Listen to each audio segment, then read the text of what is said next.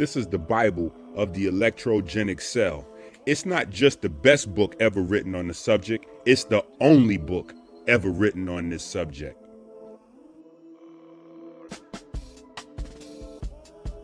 Brought to you by supporters of Christ.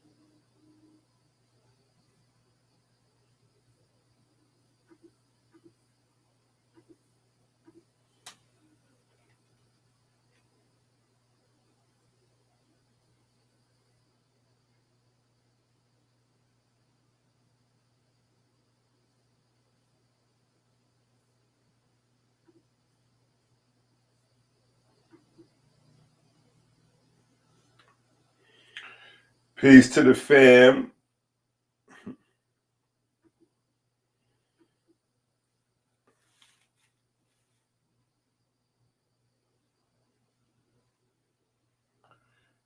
Early morning. You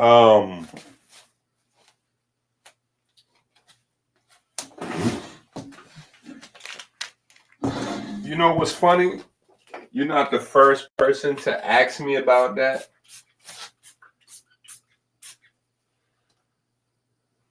I'm going to say this.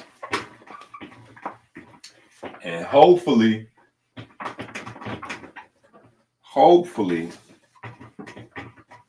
it makes sense. Or maybe we don't know what we got. You know, I've been saying that the last few days. Sometimes when we have something, we take it for granted. Yeah, sometimes when we have something, we take it for granted. And I've been talking about it for so long that people may not understand. Listen, for those people who don't know what that is, I'm sure people are probably Googling right now to try to figure out what this is. But this is like a, all right, so let me go back. 1765, right? We on that lately, right? All right. So without going through the whole long combo, right? There's maybe, it's 2025 now, right? I want to say there's maybe a 15-year window, somewhere around there, 15-year, 20-year window, where doctors start to change up. Doctors start changing up. I want to say Sabi impacted it a lot, right? I want to say Sabi impacted it a lot because Sabi went to court in the 80s for saying that he could cure diseases with, you know, certain natural foods, right? And he was yelling about carbon.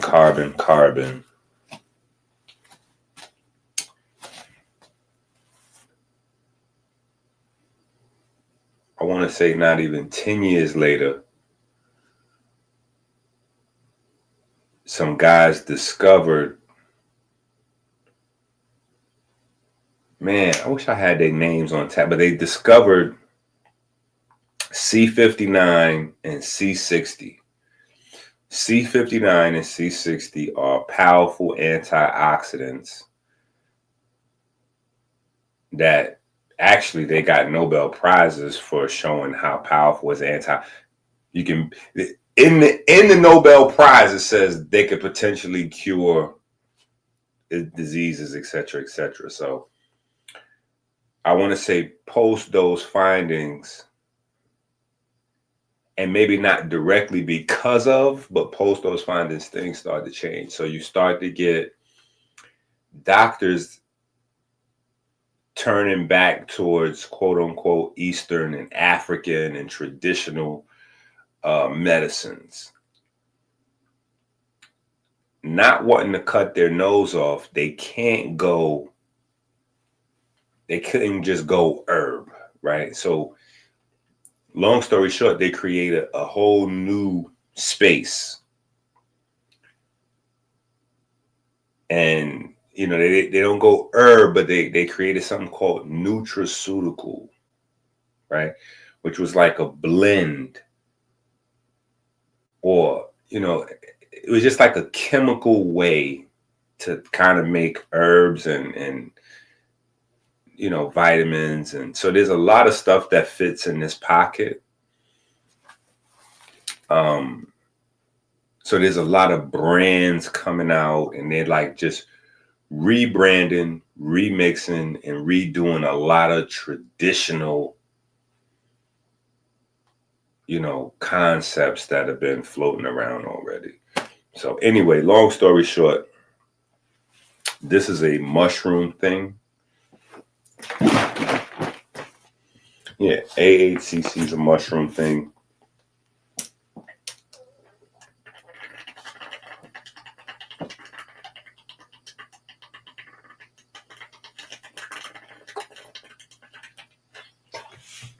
I'm not anti-mushrooms, family.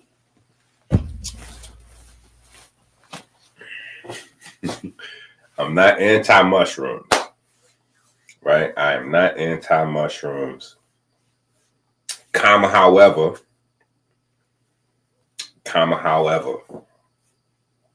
what I would say is it is not as potent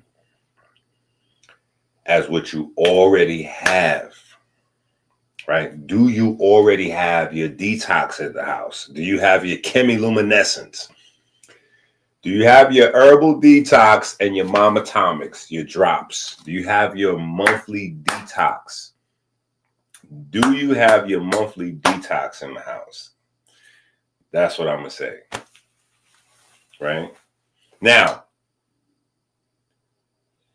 do I put the capsules together perfectly like the machines? Do my capsules look bent sometimes in the yes, my capsules look bent sometime, and like it's not perfect because these are human put together capsules as opposed to machine put together capsules.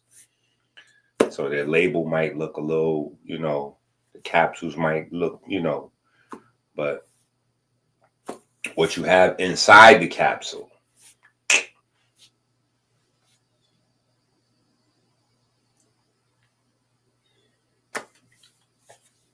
right? So AHCC is cool, but get your monthly detox kit. Go to American Healer. Get your monthly detox kit.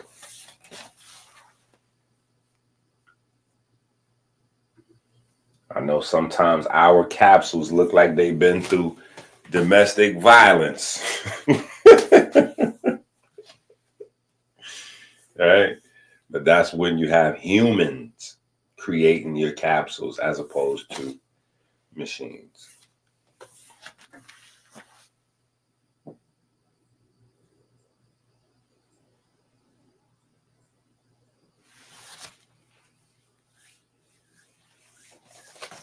Listen, we have that. That is not a mistake.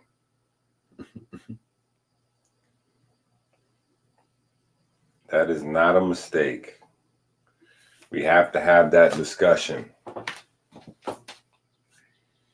We have to have that discussion. We may have to have a series of discussions.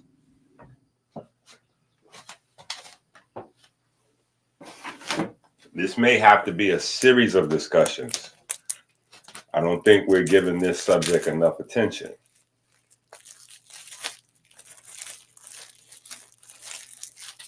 I don't think we're giving this subject enough attention, right?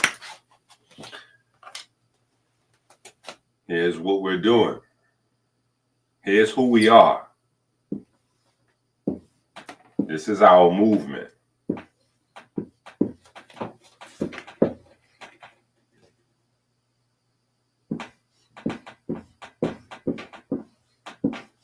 lot of fresh marker for it.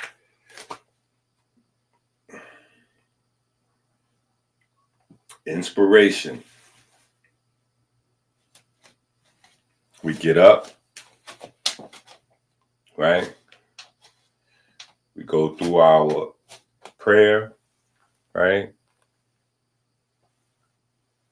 Right? We do our push-ups, right? We do our prayer. We give praise and thanks, right?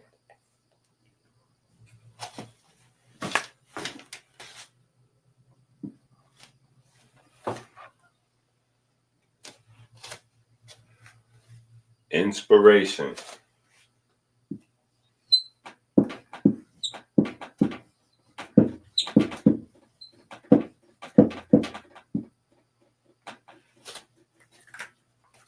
Sporare. Sporare. Right?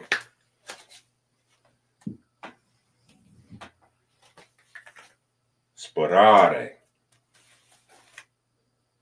Right?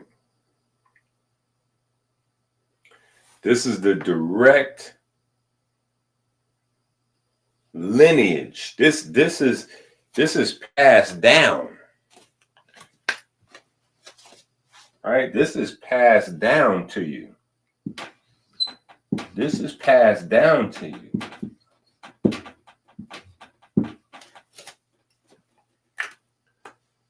This is passed down to you.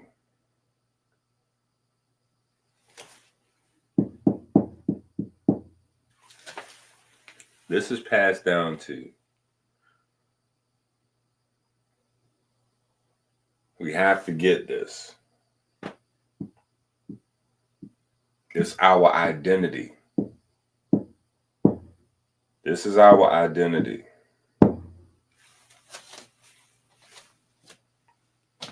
And it's not a question of whether this is our identity or not. The only question is whether you acknowledge this. Right? You get the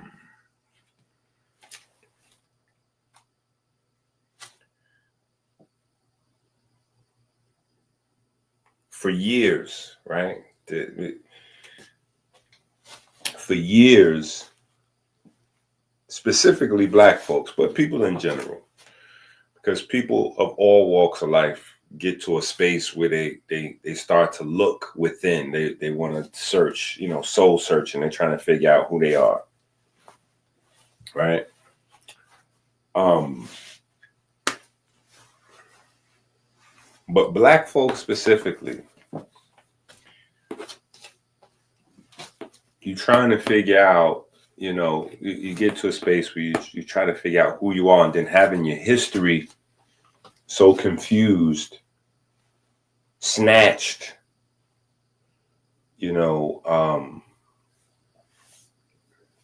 stolen, right? You don't know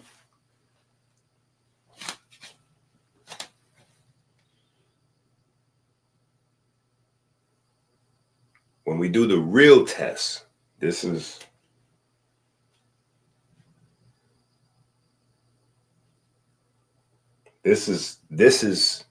the most hardcore truth that there is.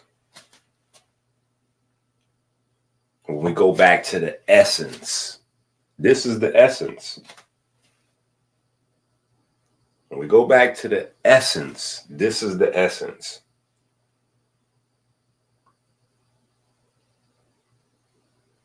This is the essence. So the metabolic disease issue, fat, you know, we trying to lose weight, diabetes, we trying to deal. We got to deal with the elephant in the room.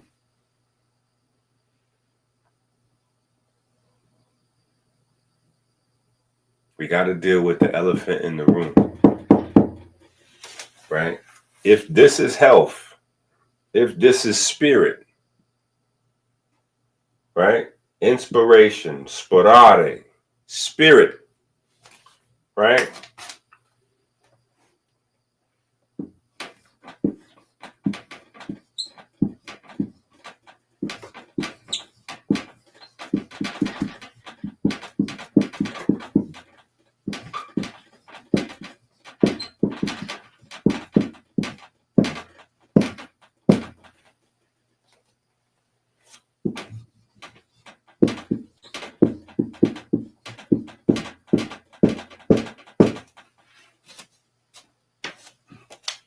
Breath, right?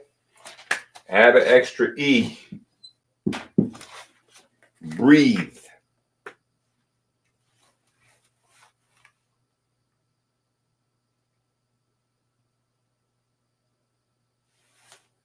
Inspiration, sporare, spirit.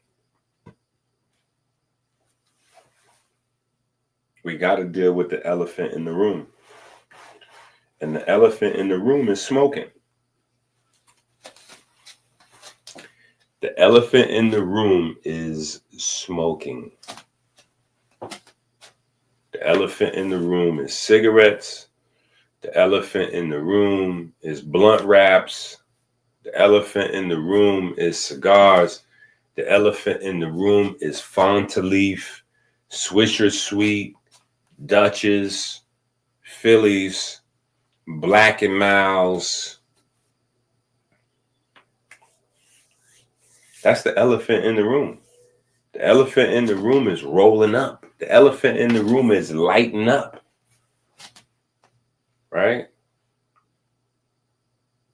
It's not possible that we could have this 15-week discussion and not deal with the elephant in the room. We have to deal with the elephant in the room. Right? We have to deal with the elephant in the room. And I already know that nobody that watches me is smoking. I know nobody that watches me is smoking, right? Because we all already, like, right now, I already know that everybody that watches this channel already, you already done went to the website and got your bitters, right?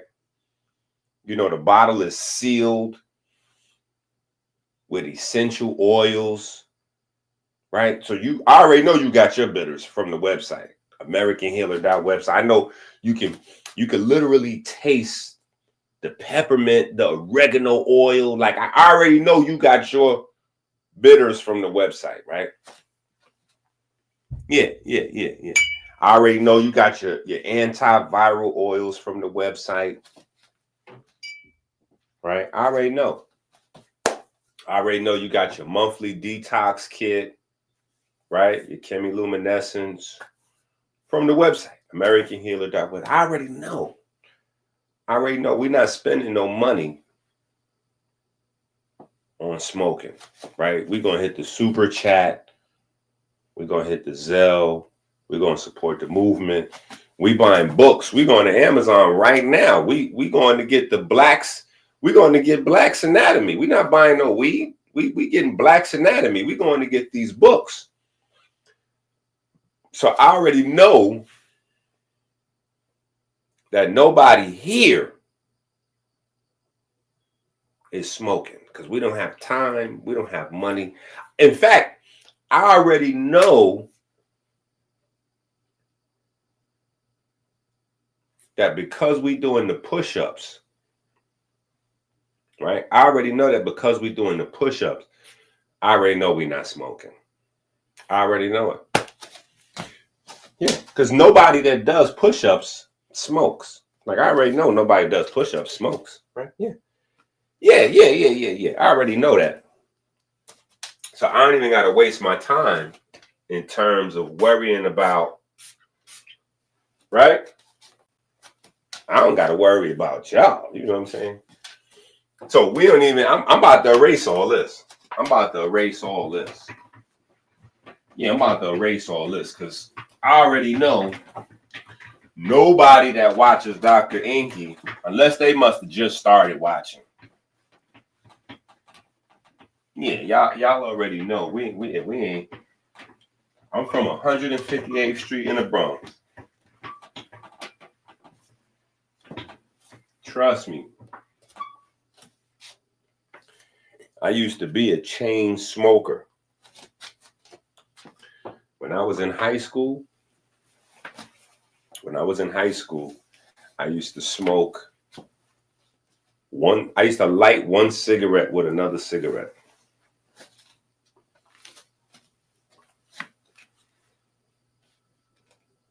Yeah, so I already know.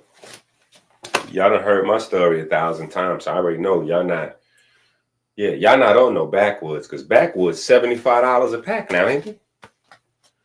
When I was in high school, backwoods were like $4, $3. Yeah, backwoods like 10,000. How much backwoods? A car payment. Backwoods, a pack of backwoods is a car payment now, ain't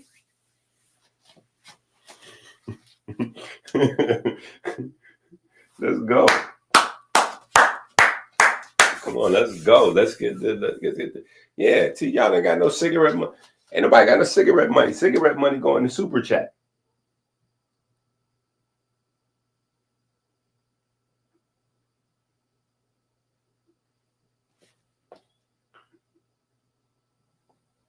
Listen, that's Nas. See, that's why Nas deserved to be disrespected.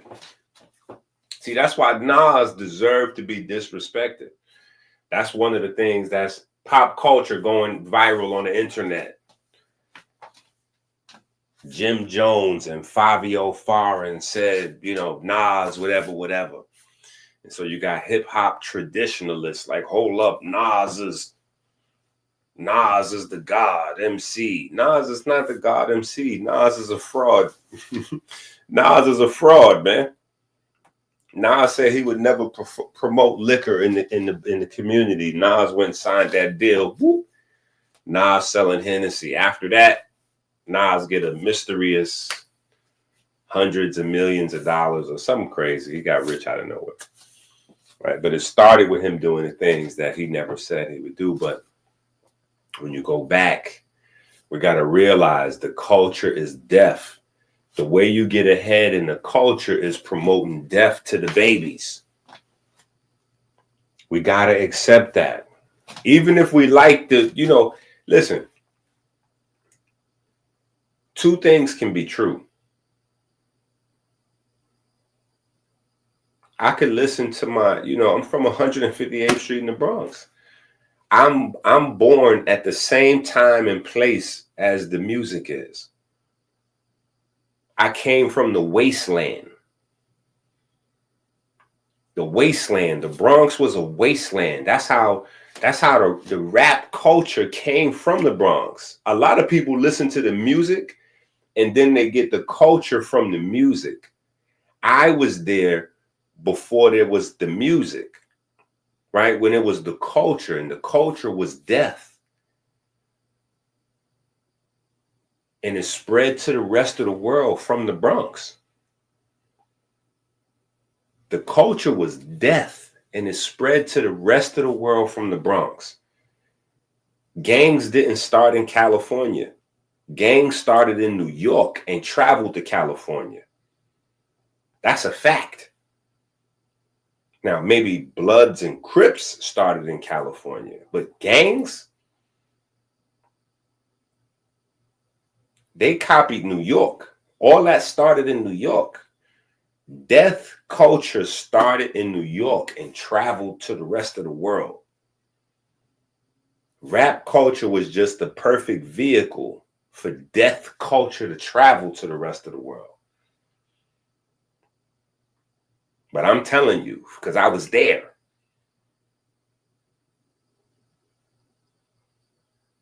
Now, Will Smith confuse everybody. That's why Will Smith is famous. Like, it's people get famous for having an impact. And then we forget where the impact came from. Will Smith's impact is that he added in the mansion. And jokingly, like, I'm West Philadelphia, born and raised on the playground as well. Like, he came in with the mansion, right? So all of a sudden now, rap gets associated with pretending to be rich,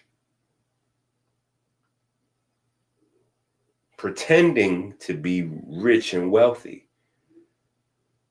Before Will Smith, it wasn't okay to pretend to be rich. Will came in with that. That's why the concept is Big Willie, right? Or maybe that's out of style now. Nobody says Big Willie. You know what I'm saying? Jay-Z ended that. No more Big Willie. My game is grown. Prefer you call me William. Illin Forever News. Grateful Lynn, like Channel 7 News, something like that, right? Jay-Z ended that trend of Big Willie, right? But Will Smith started that. Let me show y'all something, because it's important to the conversation. It's important to the conversation. Let me show y'all something.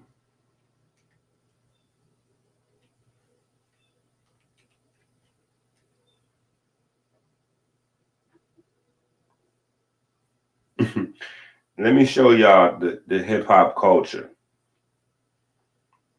Every so often, I think we need to see. Every so often. I just think we need to see it. Right? This is where I'm from. You see the street? You see this? This is a little Puerto. This, don't get confused. This is not a white girl. This is a Puerto Rican girl. Right? This is our neighborhood. Right?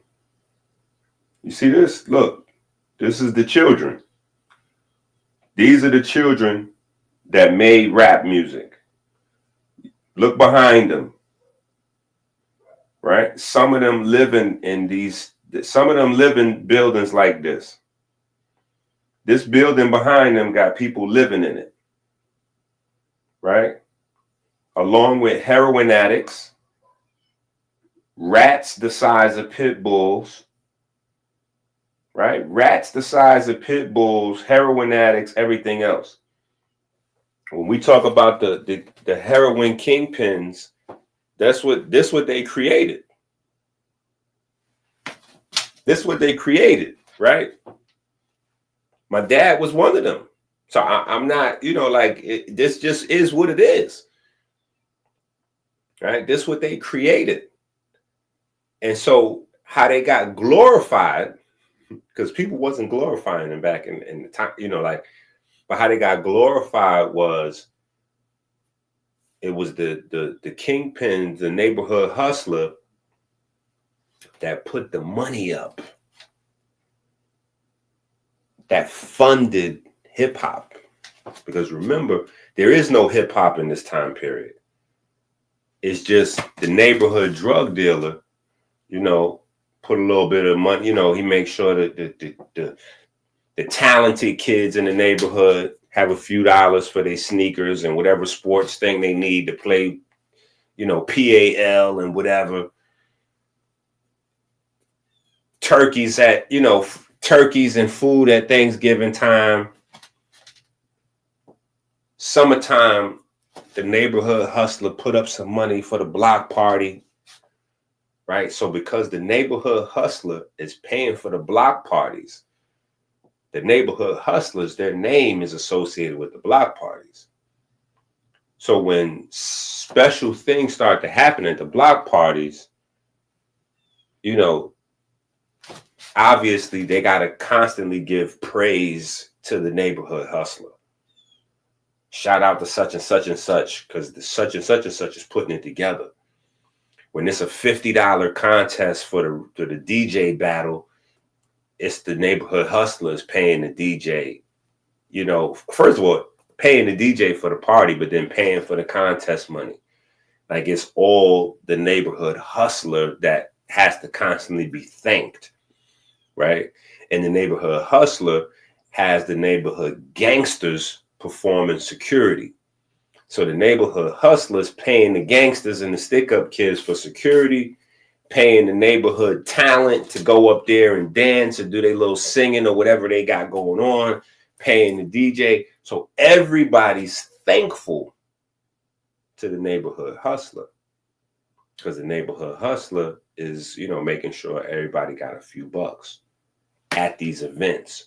So these events become culture in the neighborhood. In the death culture, these events sponsored by the neighborhood hustler, but the neighborhood hustler is also responsible for the shootings, the stabbings, the junkies that are ODing, you know, your pops in jail, your mom's strung out on what, you know, like, this is the culture. This is the culture. I want y'all to understand, this is the culture, right? This is the culture. You see the stores? Yeah, you see the stores and all that? Like, this is the culture, man. I want y'all to get it. Like, this is the culture. And so what happened was, you know, this here, there was a lot of Jewish building owners. And as Puerto Rican people and Black people start moving more into the Bronx, the property value dropped. And so they had to light their stores and their buildings on fire to get the insurance money back from the city so they could move out of the Bronx. So they could move down into, you know, Brooklyn or upstate New York, because they didn't want to live next to Puerto Ricans or Black people. Wow, look at that. That's my mom's building right there. Yo, this is my mom's building right here. I think this was my mom's apartment right here. But later on, though, they fixed these buildings up. So it wasn't her building when it looked like this. This is in the 70s. My mom's lived here like in the 90s, 2000s. Yeah, this is on Jerome Avenue. That is crazy. Yeah, they just repair these places. They don't necessarily change them. Like, I was watching the Denzel movie that just came out with A$AP Rocky. They filmed a lot of that movie in my neighborhood. When you see the train, 161st Street, like all that, Yankee Stadium, that's my neighborhood. You know what I'm saying? That's this neighborhood I'm showing y'all. Matter of fact, the Denzel movie with Spike Lee that's out right now is in that neighborhood. So yes, they have changed it up quite a bit, but that is the neighborhood. Literally, this picture right here is 3 blocks away from Yankee Stadium. Let me show you. This right here is 3 blocks away from Yankee Stadium. This picture right here. The person taking this picture is standing under the 4 train. Yeah, the person taking this picture is standing under the 4 train.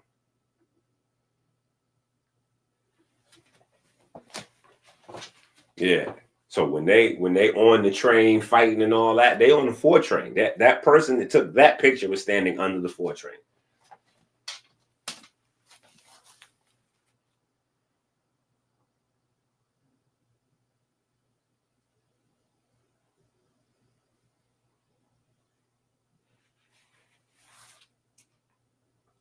Listen,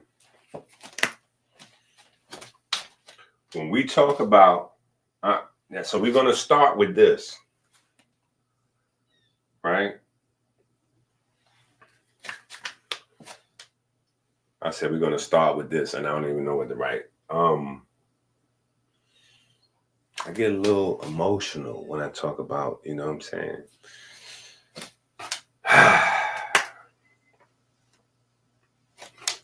Because this is what we're doing. I want y'all to understand. We're combating the culture. We have to combat the culture. We got to combat the culture. You know, it wasn't, it's 2025. So 30 years ago. No, before me. So the children that went to high school in the 80s, so this is before me. So this is the people that's in their 50s. So like my older brothers and them, my older cousins, right? They grew up in a time period where, so anybody you know, if they're over 55, 60, right? Ask people you know if you're not that age. If you're in your 30s or 40s, ask people you know that's in their 50s and 60s. When they was in high school, right, you could get a pass. Listen to what I'm saying. You could get a pass to go, like a hall pass. You know how you raise your hand? I got to go to the bathroom. Your teacher give you a pass to go to the bathroom. You could get a pass to go out and smoke. You could get a pass to leave class to go smoke.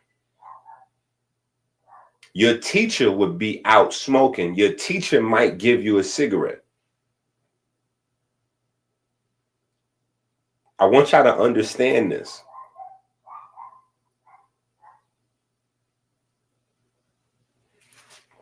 See, we gotta have these real conversations, man. We gotta wake up, have these real conversations, or it's not translating, because you gotta understand who this population of people is that we call doctors in America.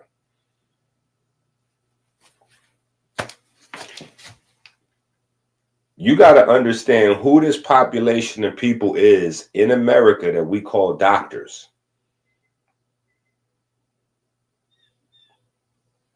Do you know that? Okay. Do you know that it was, listen, not only was it legal to smoke in everywhere, doctors was smoking in hospitals. Doctors walking around smoking inside the hospitals. Do you know that doctors is the ones that sold cigarettes to America?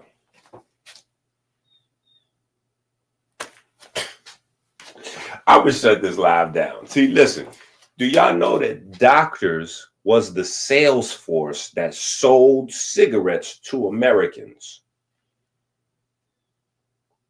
I know now we only familiar with the entertainers.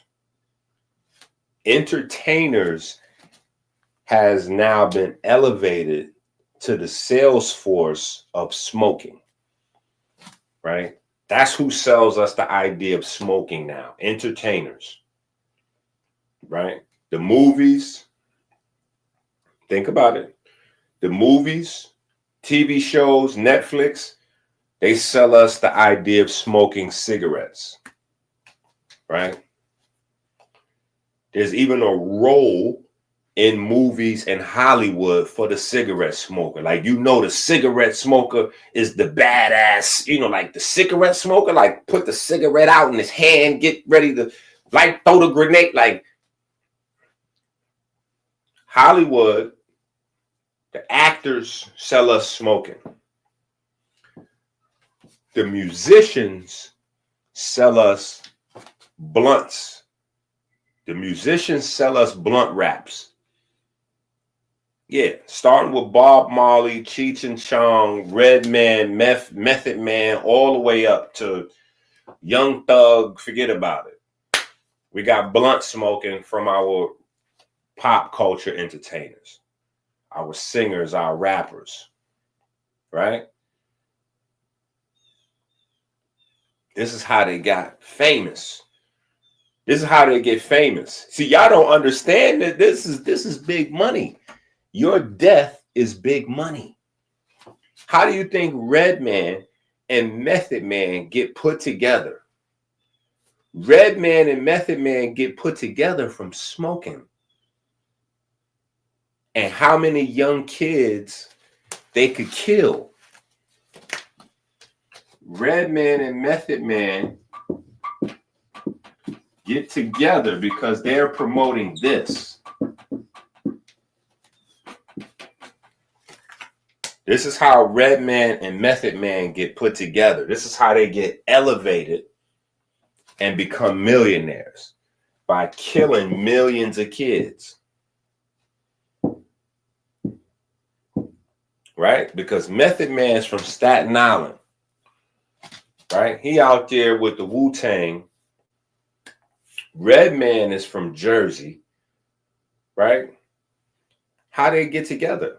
Because Method Man's first song that hits big is METHOD Man, right?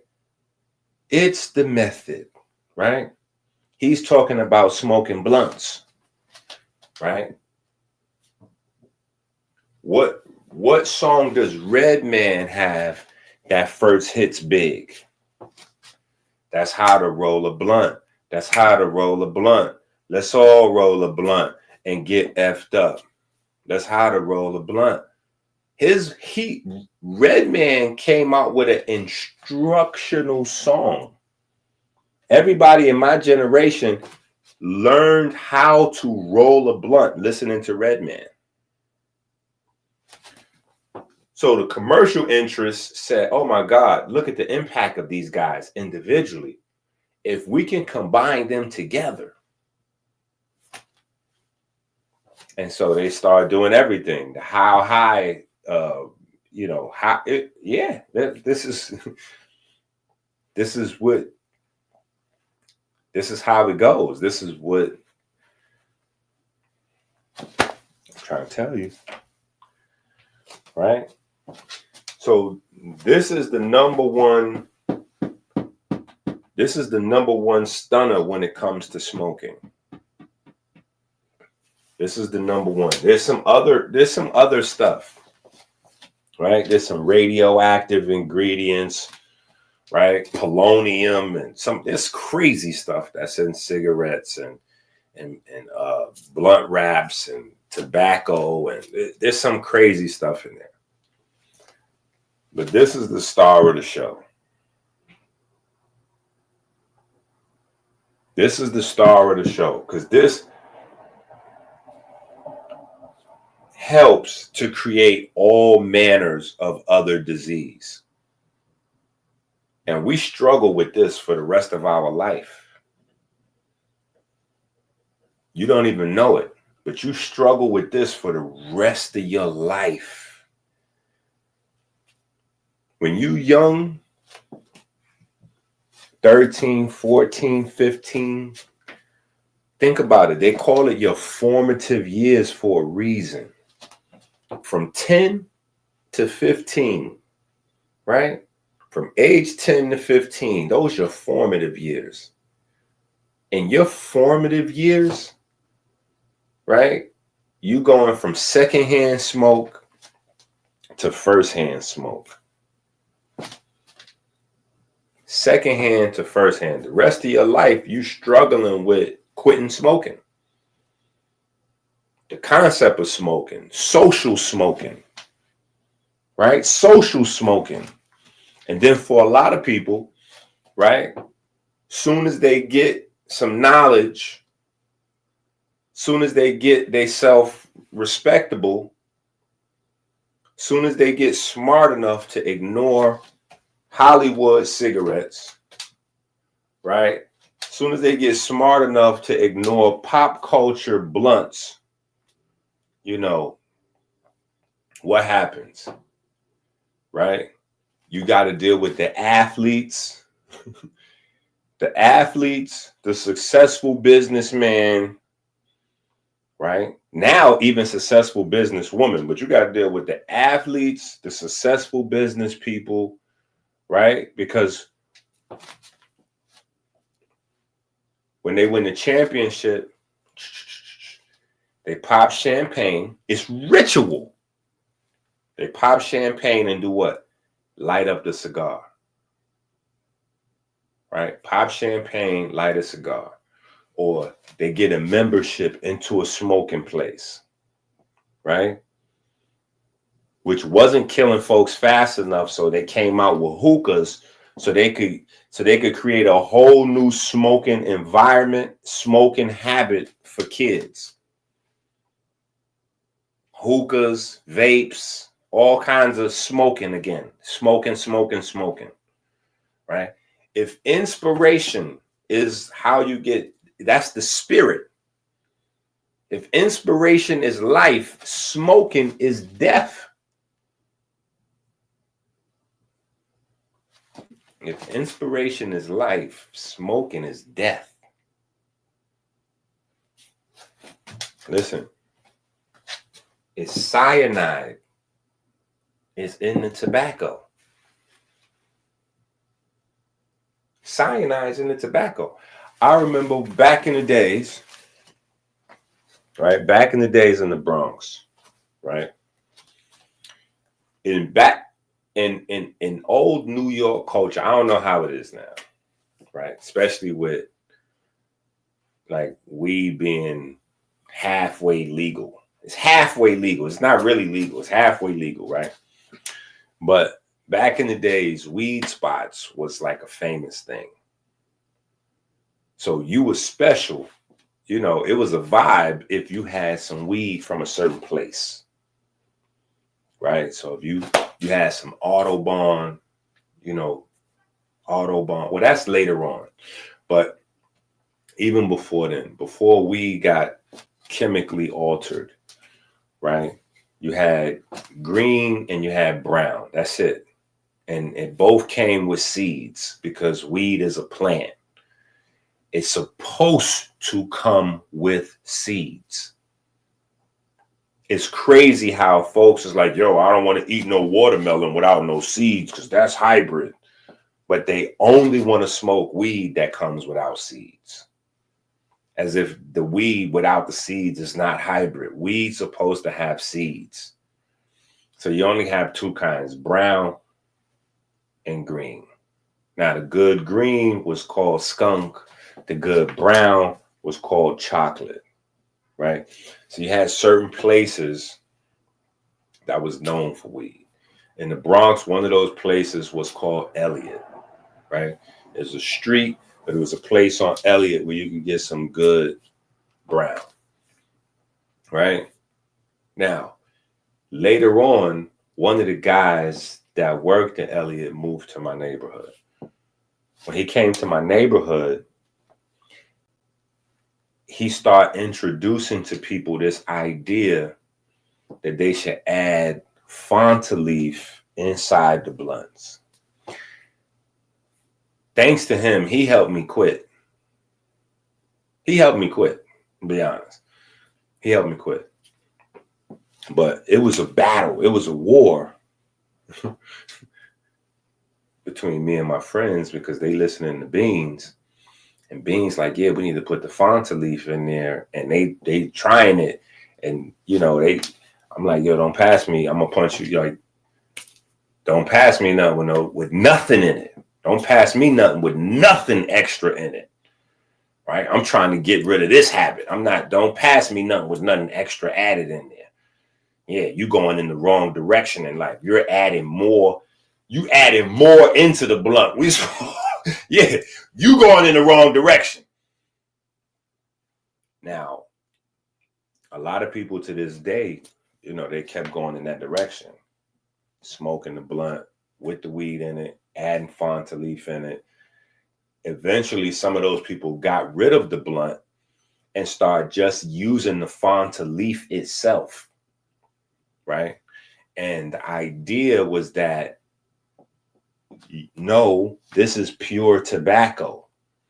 This is way better than the cigar or the joint, you know, or whatever, because this is pure tobacco. This is a plant, right? This is natural. This is nature. So as a kid, I'm already scientifically inclined to some extent, right? Because it was a hobby of mine. So I'm already like, nah, y'all confused. Nature makes just as many poisons as, you know, like, just because it's natural or it's a plant doesn't mean that it's not poison. Like when you say this is a plant, this is tobacco, this is pure tobacco, I want you to replace the word tobacco with poison.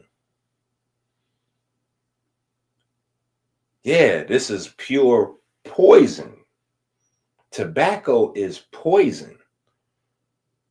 Tobacco is poison. There's no such a thing as this is good because this is pure tobacco. This is pure poison, right? Tobacco is a natural source of cyanide.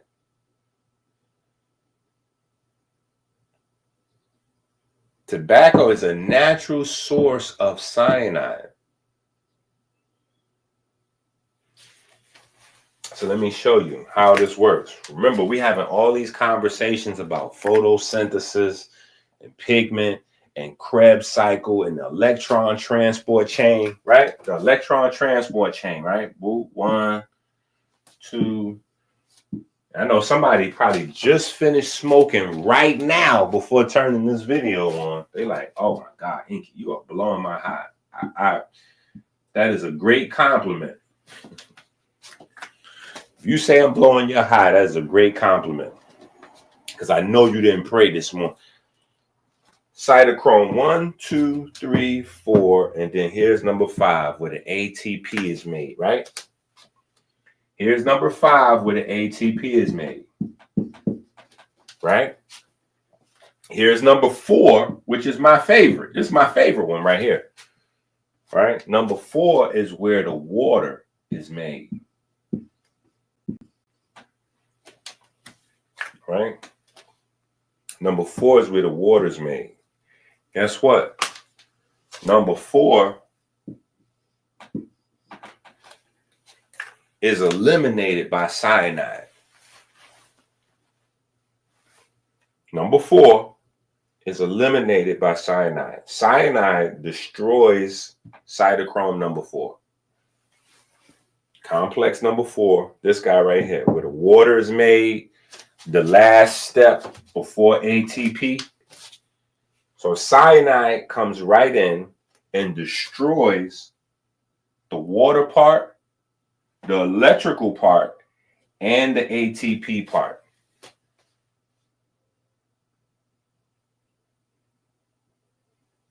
So all this time, we're confused about smoking. All this time, we're confused about smoking. The chemical engineers that make these products for us to consume, they're not confused. They know what this is. They know what this is. You see, when doctors, listen, we're going to bring back, when doctors sold this to the world as healthy. Let's look up, let's hold on. Let me go here.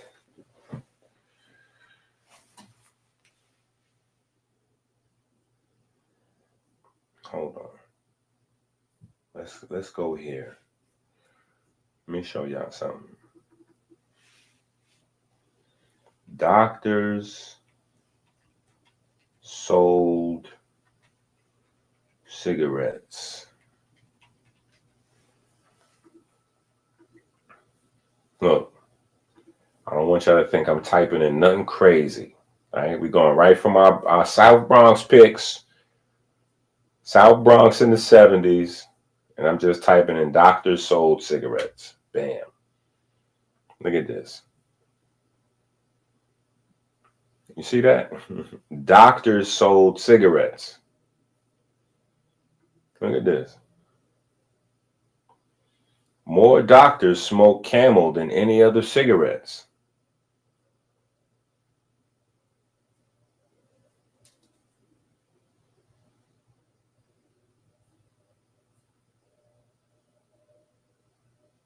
Always buy Chesterfield.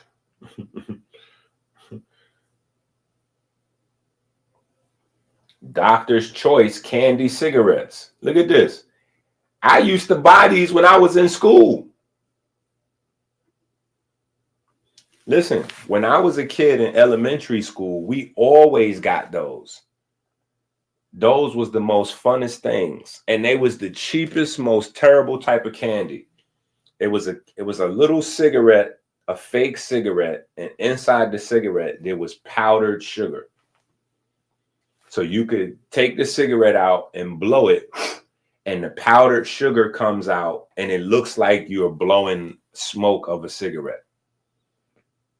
And then you open it up and eat it, and it tastes like a candy cane or a mint. So that way you would get the taste of menthol, right, as a kid, and you would get the feeling of blowing out smoke. Now, mind you, this is, and Halloween, we always got those. Christmas, we always got those. Those was cheap. You always got those fake cigarette candies. Always. Then later on, they changed it to where instead of the inside the paper it being like a peppermint, it was like a bubble gum. I want you to understand this.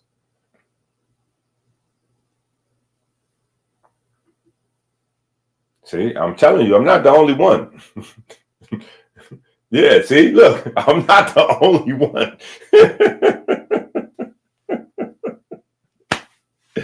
I'm telling you, this is big business. But now you learning. Now today we're gonna see why. Right? Look at this. You got to understand this. What the Google demons say. Uh-oh. Let's see what the Google. The Google demons be lying. Listen. During the mid-20th century, tobacco companies heavily advertised cigarettes by claiming they were physician approved or that more doctors smoked them, leveraging the public's trust in medical professionals to downplay health risks and promote their brands as healthier choices. The strategy included, what did I say? Placing ads in medical journals.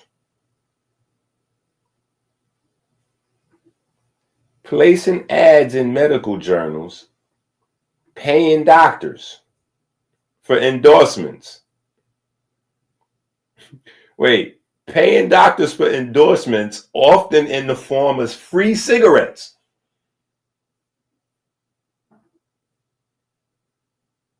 Crazy. That's crazy. And even using actors to portray doctors in commercials. Think about that. That's crazy. Now, mind you, this is who you trust. This is what I'm saying. 1765. You got to get this drilled into your brain. 1765. Medical school pops up. They start creating this population of people called doctors. They don't know how cells work. Look, do the math. Look, let's get some actual years on this. Okay, boom, look. The tactic eventually, here we go. The tactic eventually became unsustainable as scientific evidence linking smoking to disease grew, leading to a shift in marketing approaches in the mid-1950s. Get it? Remember, this is why I'm saying we have to have the timeline, right? because it's not to the 60s that we figure out the electron transport chain. Right? They're doing the research through this time period. This is what they're researching. I want y'all to understand. This is why y'all have to get these books. Go to Amazon, get these books. Stop missing classes. Stop playing with this thing that we got going on here. Stop playing with this. Listen, what do you think this is directly attacking?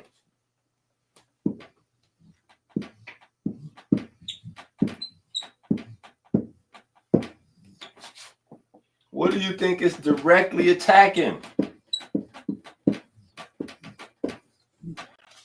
How you think the heart disease coming? Heart disease is anything that affects this. Anything that affects this is the heart disease. What y'all think we doing here? What do y'all really think we doing? Like, 1765, we have medical school. They don't know how cells work. So when the companies approach them with money to promote cigarettes, they don't understand. So a part of this is ignorance. Some of this is not like a conspiracy. Like Jordan Maxwell was a fraud. Listen, Jordan Maxwell was a fraud. A lot of people like those old videos and, the Illuminati, this and that and the other. Some of this stuff is ignorance. It's not a conspiracy. There is no proof that cigarettes is causing disease and killing people and causing cancer and all that before they figure out this. There's no proof of it. It's not until the time period from the 20s to the 60s that they start to figuring this out with the discovery of the first vitamin B1. Vitamin B1 is what discovering vitamins is what leads them to discovering this. The electron transport chain, how cells produce energy. So until they understand how cells produce energy, they don't understand the cancer and all the other issues, right? The cancer and all the other issues coming from right here. Majority of the issues from cigarettes comes from here. Cyanide destroys mitochondria function. Now, nobody can smoke enough cigarettes, right, to destroy all the mitochondria in their body. That's just not a thing, right? Think about how many cells you got in your body. You got billions, trillions of cells, right? All of those cells have anywhere from thousands of mitochondria to millions of mitochondria. So think about what you're doing. You're multiplying billions times millions. You multiplying billions times millions. So it's not like you're going to smoke a cigarette and drop dead on the floor, right? That's not going to happen. Now, your very first puff of a cigarette, you probably will hit the ground. A lot of us did at 11 years old, 12 years old. You puff it, because it's so harsh. But culture tell you just keep smoking. Don't worry, you'll get used to it.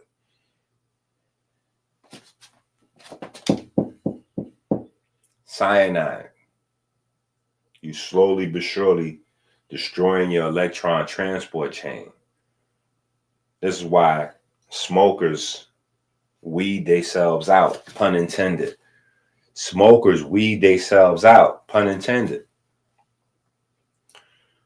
Because you always have good athletes, but they start cigarettes. They start smoking weed.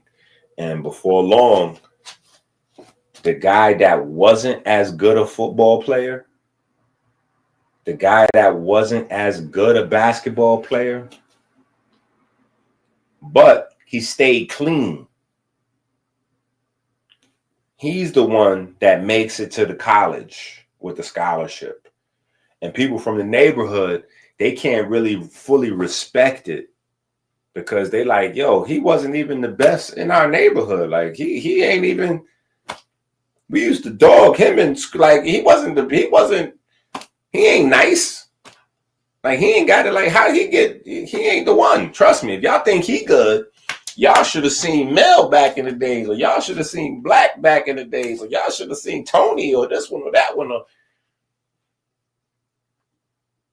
Because the parenting, the village, the culture, what the child went through as the child was growing up, those things came into play.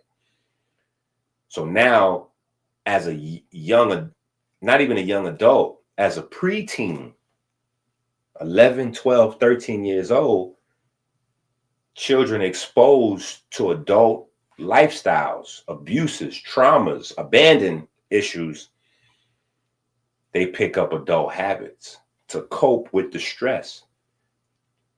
People that's not from these environments, they don't understand how 12-year-old is drinking liquor, smoking cigarettes, rolling blunts to cope with stress. Like, how are you coping with stress? You 12. Then you find out they've been raped. Not raped once or twice, which is enough. They've been raped for years maybe. Or they might have been abandoned. Or they might have grew up watching their father shoot heroin to his veins, or watching their mama smoke crack, or you don't. They might have grew up with a serial killer. You don't know what these kids, like, been exposed to. So they pick up adult habits as children, preteens, early teenage years. Now their potential, you don't see nothing from the outside looking in except, man, such and such was good back in the days, man. He could have made it. Or, man, you know how fast she used to be, man. She was the fastest. She used to run faster than some of the boys in the neighborhood. It ain't just pregnancies that get girls, But we don't understand how connected this is to certain things, right? This is the connection point to everywhere. This is the connection to everywhere. This right here, cytochrome number 4, complex number 4, respiratory protein number 4, right? However you want to term it, right? Cytochrome 4, complex 4, cellular respiratory protein number 4, destroyed by cyanide. All 5 of them, but particularly number 4. Number 4 is where you got one more step to make ATP, and this is where the chain is complete and produces water. So your entire body dries out from the inside out. Your entire body dries out from the inside out from cyanide. This is why you got to be careful when you go to the store, because see, you don't know how deep the rabbit hole go, right? Most of the B12 that they selling people got cyanide on it. When you go get B12 vitamins, the B12 vitamin got cyanide on it. Now, again, these very same doctors that sold you cigarettes going to tell you the cyanide is not damaging.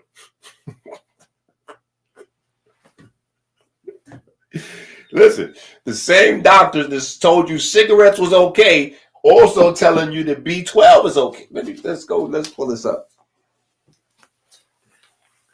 Let's see what the Google now, mind you, the Google Demons is sponsored by the doctors, so we got to be careful, right? But let's see what it say.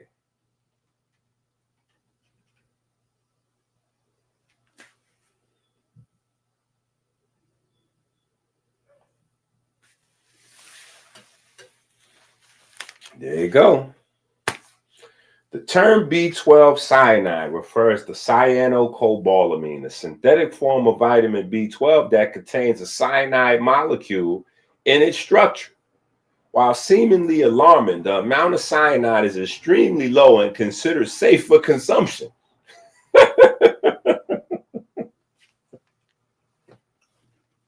Listen, that's the same thing the doctor said in the 20s, 30s, 40s, and 50s about cigarettes. Yeah, don't worry about them cigarettes. These are good for you. I'm telling you for sure, there's no amount of cyanide that's good for you. And the word safe gets used out of context because we believe safe mean cool, especially if they're talking about a vitamin, because it's a vitamin. Wait, what? It's a vitamin with cyanide in it? It's a vitamin with cyanide in it. That's for sure. Now, do you have to get B12 with cyanide in it? No. That's a synthetic B12 that they invented to sell people. Natural B12 does not have cyanide. Natural B12 is hydroxycobalamin, methylcobalamin, something else. Let me see. Let's go back to the Google demons. Natural B12 forms. Now they done went somewhere else. Look at this. Now they done answer the question that I didn't ask them. You see how they play mind games? Look, I said natural B12 forms. They gave me natural sources and then came up here with meat and eggs and beef and all this. That's not what I asked. That's not what I asked. I said forms. Okay, here we go, right here.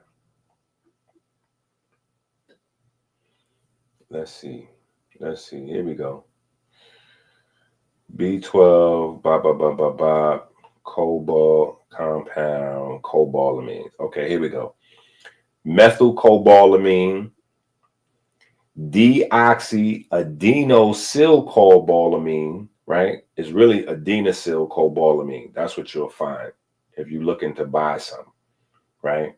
And then you also got hydroxycobalamin, right? So these are the three other ones that you find if you're looking to buy some, like you're going to Amazon or wherever. Methylcobalamin, adenosylcobalamin, and hydroxycobalamin, right? And then obviously you also have the cyanide version, cyanocobalamin. But that's what the cyano is. The cyano means the cyanide is in it, right? It's cyanide plus cobalt. So cobalt is on the periodic table, right? So whatever they have combined with the cobalt is what makes the B12, right? That's kind of where they get that from, right? That's why it's cobalamine. It's a cobalt element, right? It's a cobalt element with an amino acid. So that's where the amine comes from. Cobalamine is cobalt with an amino acid. And then there's something on the front of that. So I'm trying to tell you now for sure.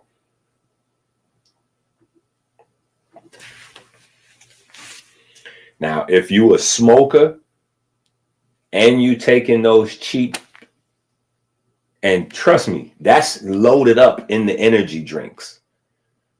So when you get them energy drinks, let's look at the energy drinks. Come on. Let's look at the energy drinks. Look at this energy drinks. Energy drinks.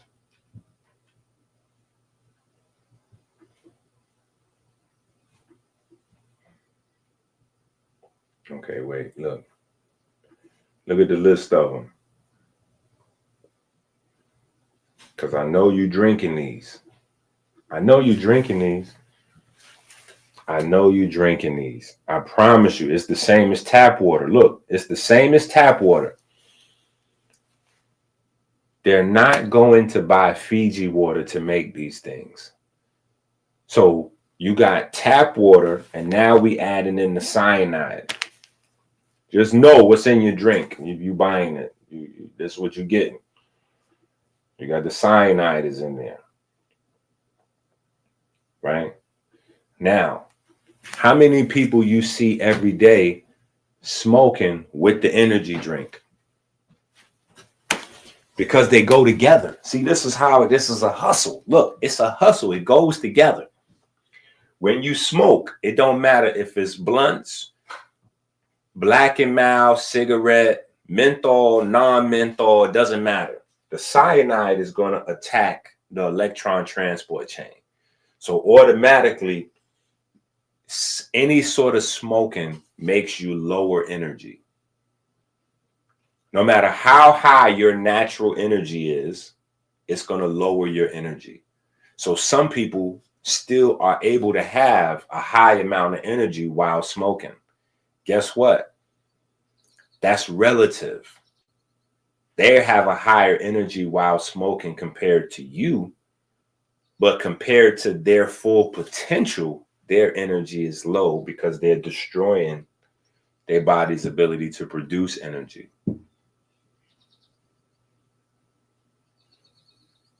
So what does that mean? You low energy, what you want to turn around and do? Now you want an energy drink. They got you going and coming from the front and the back. You got the cigarette, the blunt, the Black and Mild, because you can't smoke if you're on parole, probation, you're trying to get a job. So people use Black and Milds and all kind of other. You got the cyanide. Energy go low. Now you come with the energy drink. The energy drink got the cyanide in it also. This is the road to everything. Your heart health depends on this. Your mental health depends on this. Your physical health depends on this. Your sexual health depends on this. Every form of health, this is a fork in the road that goes to every form of your body's health. Your emotional health depends on this. Every part of your existence depends on your ability to produce energy from 1, 2, 3, 4, and 5. Mental, emotional, physical, athletic, sexual performance, every facet of you. Taking a test in school, whatever you could think of. It depends on this. So this affects everything. So it's not just a matter of lung disease. That's what people get confused. A lot of people is like lung cancer. Smoking gives you lung cancer. No, smoking gives you every bad thing. Smoking gives you every bad thing. Every bad thing, smoking give it to you. Every bad thing. Right? But it's indirect. So you can't directly say, oh, well, that's smoking. Like just now, I don't know if everybody, because everybody probably not into the rap cult, but a very popular, influential rapper from the South, his name Young Dolph, he got killed, right? He had high, well-known beef with another rapper, right? They want to connect Young Dolph's killing to this rapper because a lot of people in the, in the neighborhood and the people in the culture, everybody know who everybody beefing with, who paid who, whose ops is what, because it's all on the music, right?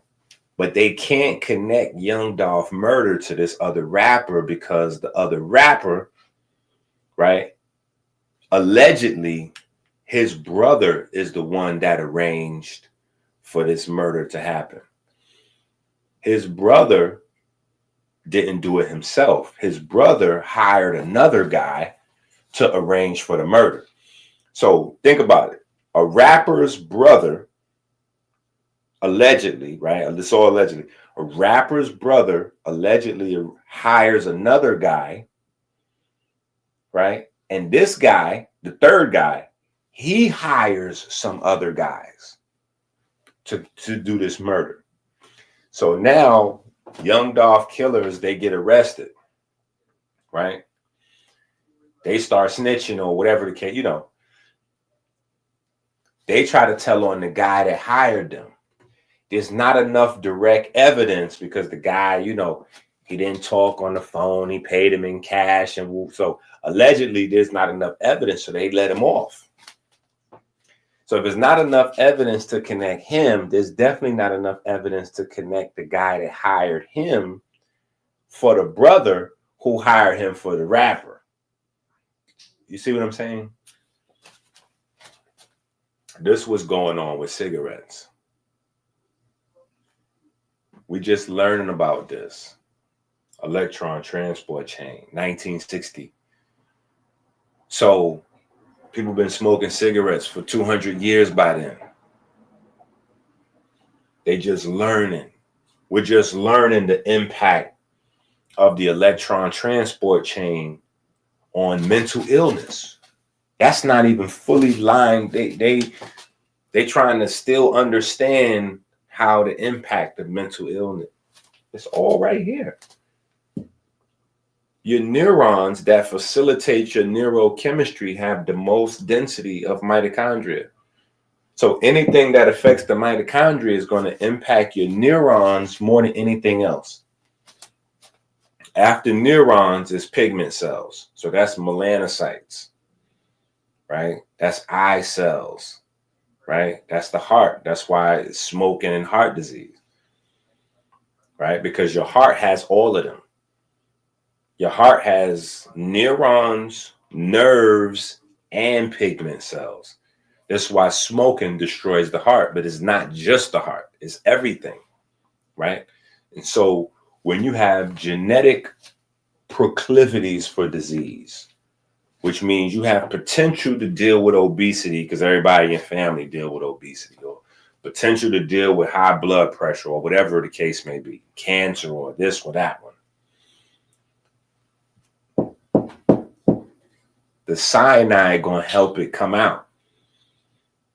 The cyanide going to help it come out, but at the end of the day, it's going to be like the guy who hired the guy who hired the guy to kill you. Because you're not going to be able to go back to the cyanide. They're going to go back and go, oh, well, we noticed that your grandma had breast cancer. So this ain't got nothing to do with the fact that you were smoking weed and cigarettes all through high school and college, or you've been smoking cigarettes for 10. This ain't got nothing to do with that. Your grandma, your mother's mother had breast cancer. So that's how you had the BRCA2 gene from your mother's mother, and so you had breast cancer. Your father had diabetes, high blood pressure, so yeah, this ain't got nothing to do with all of them, all the, you got Cameron weed strain. Yeah, you got you some cookies from whoever. You got cookies from, I don't know, Lil Wayne, I don't know who got all the weed strains. Right? But I know that's the thing. Right? Think about it. It's a reason why they make the rappers go into alcohol business and weed strain business. Yeah. Yeah, sell this liquor. Sell this liquor. You're going to get you some money? Come sell this liquor. Sell some weed. Oh, no, weed legal now. So now you could legally sell weed. So here, take your money, invest your money into weed and liquor business, or be like Dame Dash, go into weed, promote weed and sell cookies, sell dessert.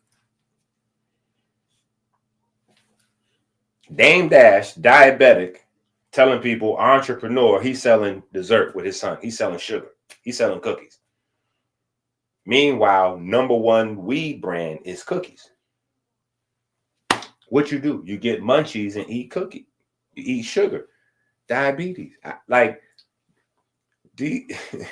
You got to understand how people are being rewarded in the culture for killing masses, mass death.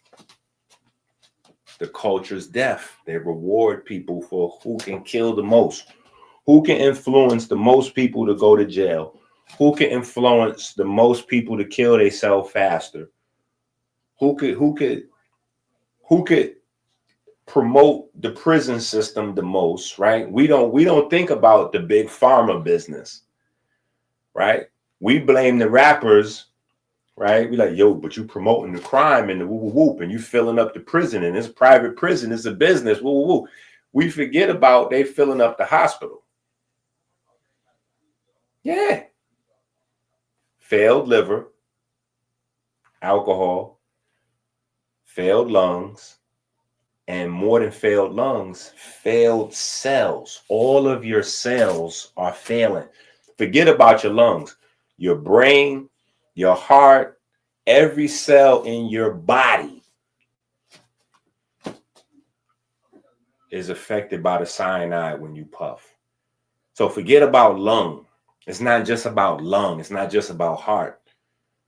Your feet, all the way far away from your mouth, all the way down, your feet is affected by smoking. I want you to, your ankles, all the way down there, your ankle is affected by smoking.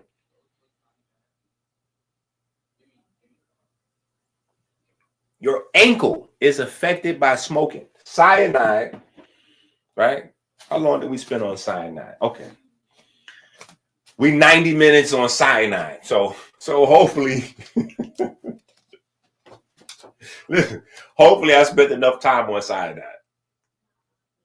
I know some of y'all gonna smoke right now while you watching this. Somebody gonna be smoking. I'm writing the books. I'm teaching the classes. God is watching me. Please take care of me. I'm trying to do my best. I'm trying to do my best. I got the website, AmericanHealer.website. The NRF2 system, listen, the NRF2 system helps defend against this. This is why we got the monthly detox. If you want to know what protects against this, it's the monthly detox. Go to the website and get the monthly detox. Hello, wakey. The NRF2 system is going to offer you protection against this. So while you quitting smoking, you need to have that monthly detox. When you live amongst smokers, you need to have that monthly detox. You're supposed to have that going on. I don't know what that's why Inky said it's the monthly. Because once it goes into our system, it stays in our system for a couple of weeks. Okay, so if we do it every few weeks, it'll stay in our system and it'll give us prolonged protection. Listen, God is watching. I done made the NRF single-handedly. Ain't no Dr. Sebi, Dr. Africa. Nobody came up with none of that. Me, single-handedly. Why? Because I came from this. Because I came from the Bronx with the rats and I came from that. So I learned from them, but I knew we needed something else that they wasn't coming with.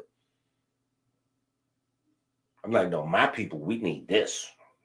Yeah, no, we need this. This was going on in my neighborhood. I don't know where Sabi came from, where Dr. Africa came. I know where I'm from, in the Bronx, Newark, New Jersey, Brooklyn, Philly, Detroit, Chicago. I know we need this. Atlanta, we got to get this. We got to have something. And God had to make something. Oh, NRF2 system. Okay. NRF2. How do I work on this? American Healer Diet. Listen. Let me show you. God know I'm doing my best. I done wrote the books. I done do the videos. I done put the product together. You ain't got to do nothing but study and go get the product. But I know what y'all going to do. Y'all going to not get the herbs, right? This is what y'all been doing. Yeah, y'all not going to get the herbs. You're not reading the book. And then what y'all waiting for is your aunt, your uncle, maybe yourself. Yeah, you waiting for somebody to go to the hospital and then call me up and panicking. Yo, Inky, what can you say about, can you tell my cousin, see my nephew, my niece, my daughter, my son, my wife, my husband. All right. Let's go to the other one. Right? Let's go to this one.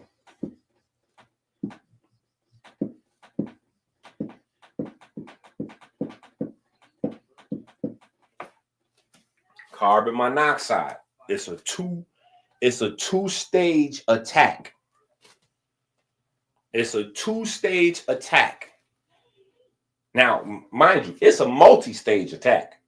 But the main attack is a two-stage attack. The attack on the Christ, on the Christ, on the heart, two-stage. The attack on inspiration, on the spirit, two-stage, right? You got cyanide and you got carbon monoxide. Right? Carbon monoxide, right? CO. Right? Now you know that your body makes CO2. And you breathe out the CO2. But carbon monoxide is poison because your body don't get rid of it like CO2. In fact, look at the difference between carbon monoxide and carbon dioxide, right? So the science is right there.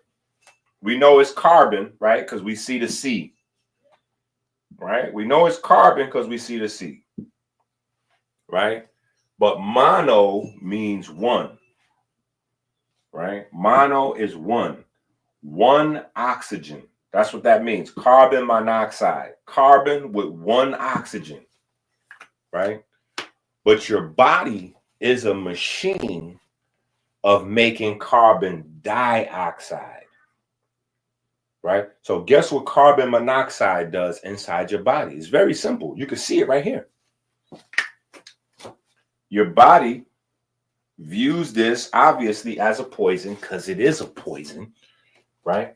And so in order to get rid of the poison, your body is looking to do what? It's looking to make carbon dioxide. Once your body turns this into this, your body could get rid of it. Well, how does your body turn carbon monoxide into carbon dioxide? Very simple. It has to add another oxygen. It has to add another oxygen. So what does carbon monoxide do? It steals oxygen. Carbon monoxide steals oxygen from your blood. So now you attacking the energy system another way, right? So you got cyanide going in.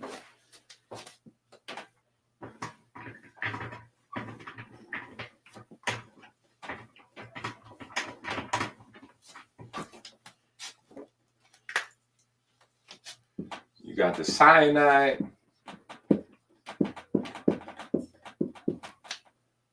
How are we going to do it? This is long.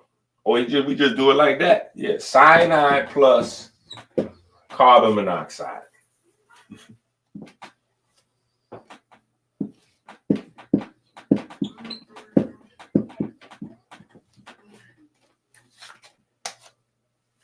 That's your tobacco.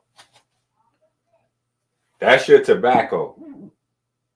Now, that's just the beginning.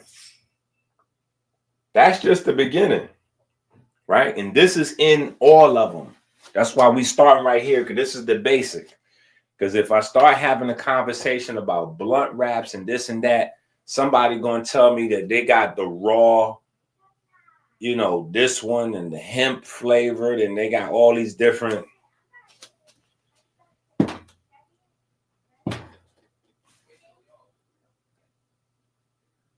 Now, how many chemicals is required?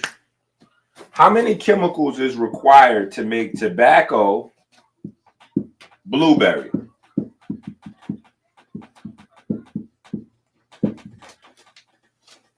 How many chemicals is required to make tobacco smoke taste like blueberries? How many chemicals is required to make tobaccos taste like, I don't know, what they got out there? What they got out there? Strawberry daiquiri? Strawberry daiquiri out. They got all kind of stuff out there. Right? How many chemicals is required to make tobaccos taste like strawberries? Forget about strawberry daiquiris. That's complicated. How many chemicals required to make tobacco taste like fruit? Hundreds. Hundreds. Hundreds. Some of those blunt wraps have thousands of chemicals in them. Thousands. Artificial colors and flavors and all type of Frankenstein put like.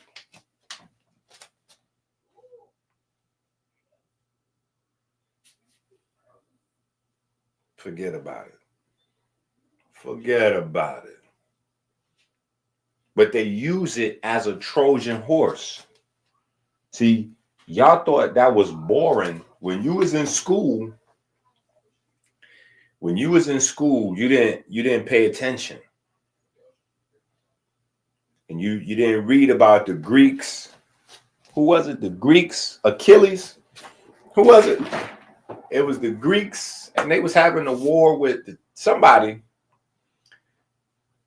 You better learn that story, because the Trojan is the #1 condom, ain't it?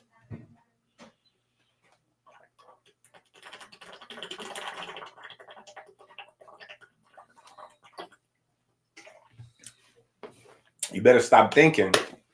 That's what I keep trying to explain to you. Stop thinking that mythology is the same as fairy tales. Mythology is not the same as fairy tales. Mythology is a word that Greco-Romans came up with for the griot culture of Africans. In the griot culture, you put the science in a story.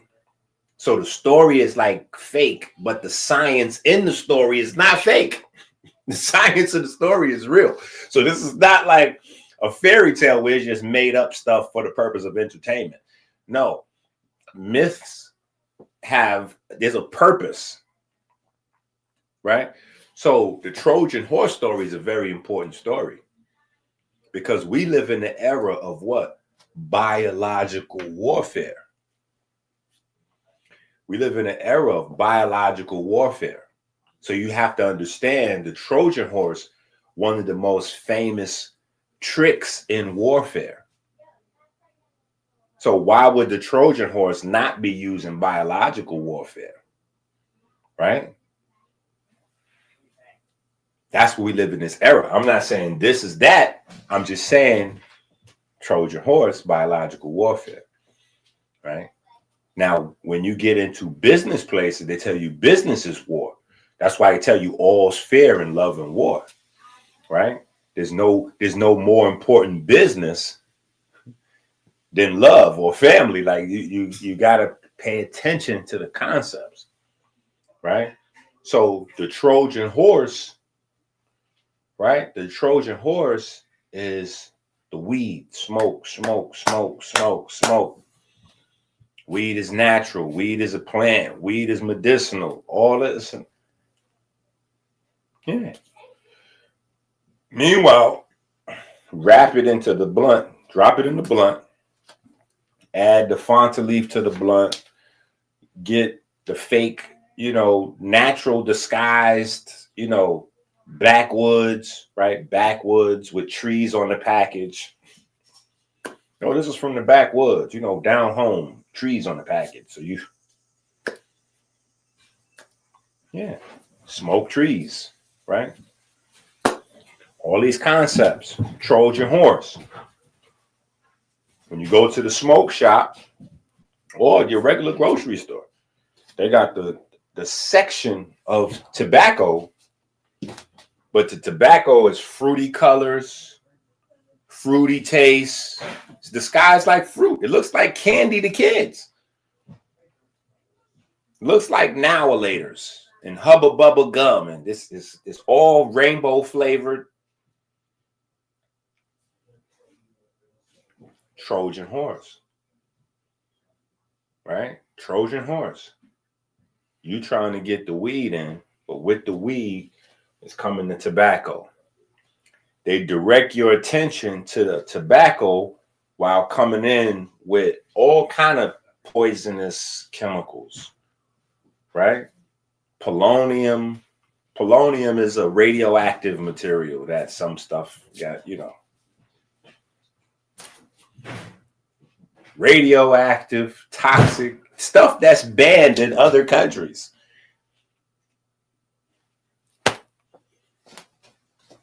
But listen, as far as I'm concerned, we don't even need to discuss those other chemicals. They're not even relevant. Right? They're not relevant because it's almost like talking about bullet size. If you get shot in the head, it don't really matter if you're getting shot in the head with a 45 or with a rifle size bullet or with a grenade or with like you shot in the head. Let's try to avoid getting shot in the head. Like, what are we talking about?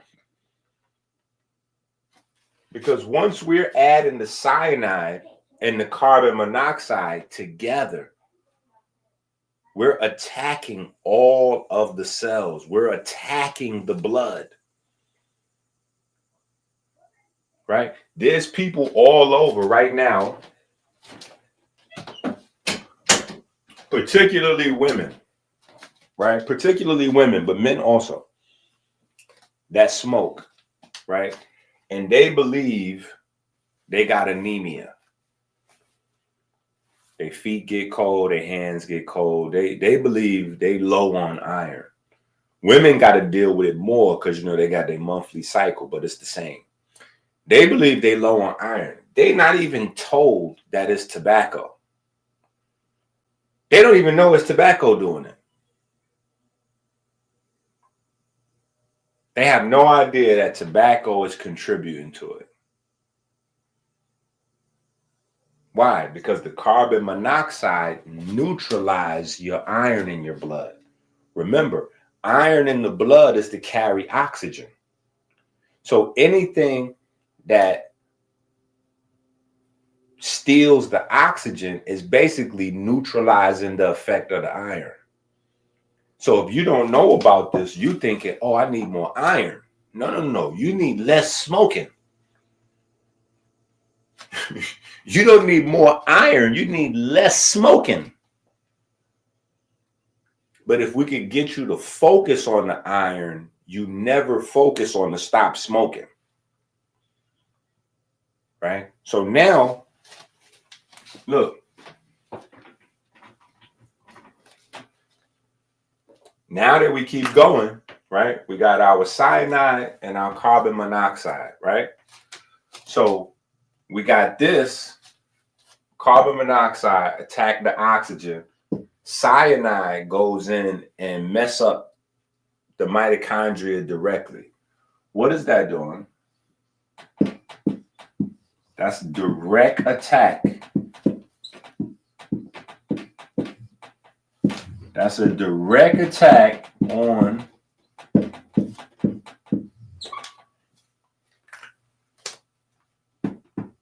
your body's energy. So what does that translate to? Diabetes, obesity. Diabetes, obesity. What else? You got to try to pump blood harder, right? You got to try to pump blood harder, right? High blood pressure. High blood pressure. But you got poison in your vein. You got poison in your vein. So you have, vascular damage to all the vessels. You have damage to all the vessels all through your body, all the capillaries, everything, because you got this. Listen, y'all think I be drinking this because I'm trying to promote. Oh yeah, Inky drinking them bitters because he promoting.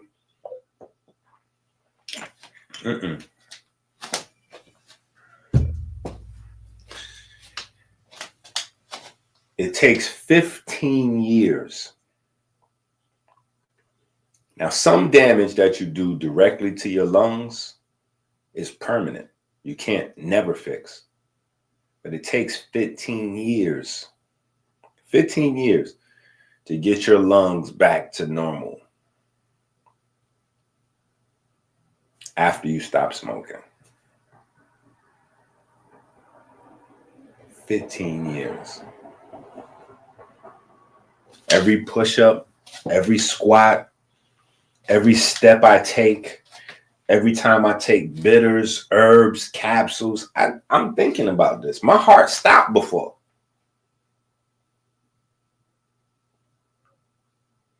I was this close to dropping the album. And then Big Pun died. I used to be in Big Pun house.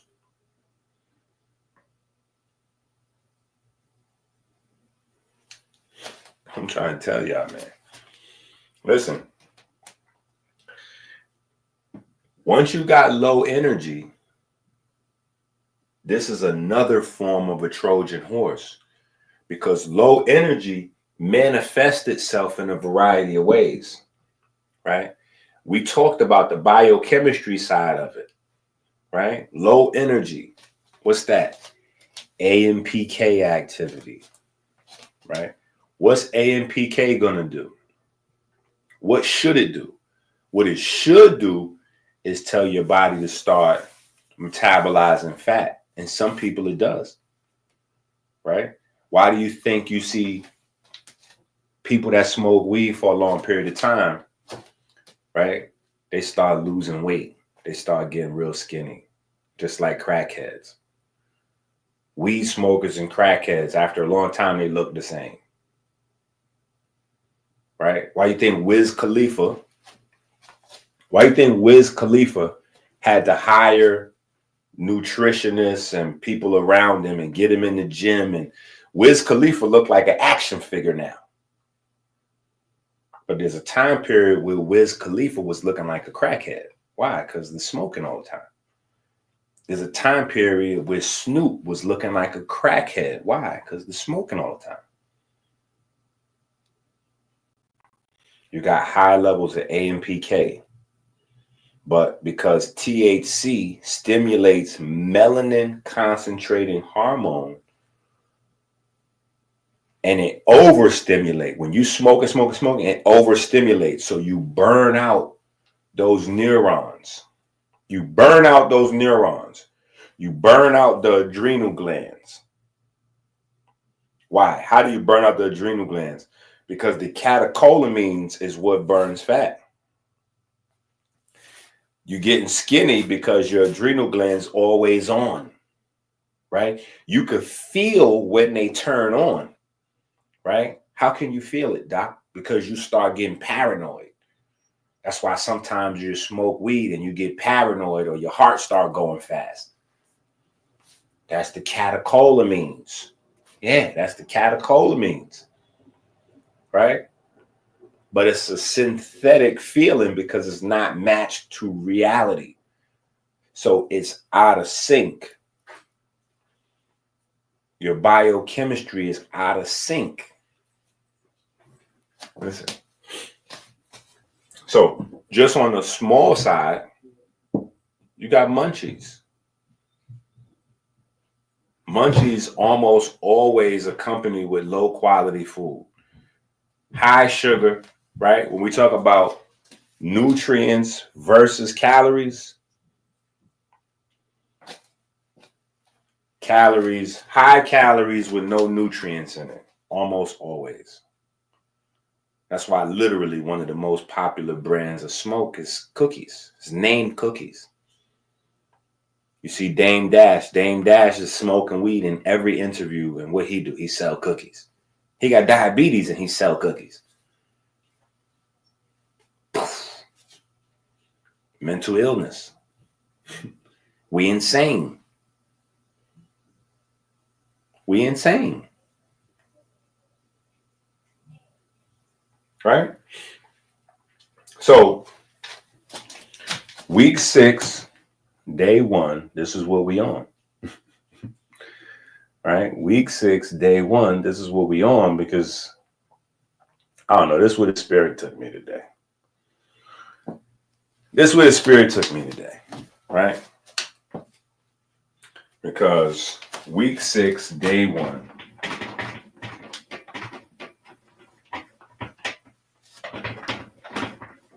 we're supposed to be talking about, and we will. We actually are. Right?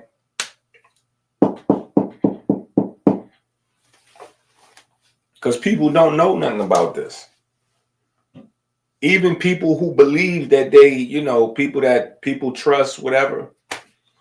I don't know, y'all watch the Medicine episodes we do. I don't know if y'all watch Medicine over there, but one of the brothers, over there in the Hotepistan community, he called me out of my name, everything, right? And this is because he's a fitness teacher.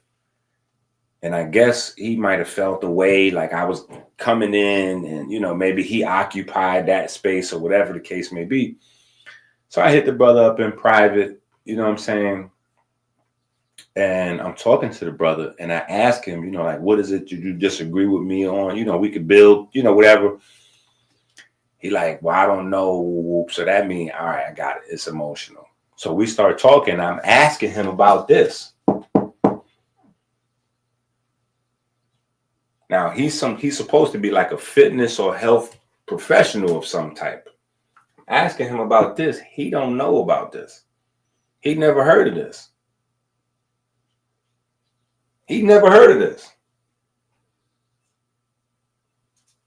So this is what I'm trying to say. You guys have to really appreciate what we're doing over here because we're advanced. We're going so fast. We're lapping people. We're in matrix speed, right? We're in matrix speed. This is not like we're not making up stuff to go viral and play on the internet.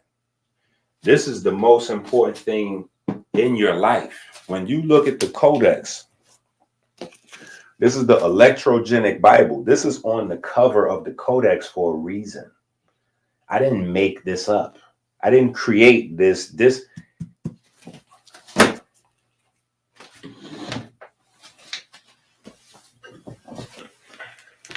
me show y'all something. Let's go back to our Google demons. Let's go back to our Google demons.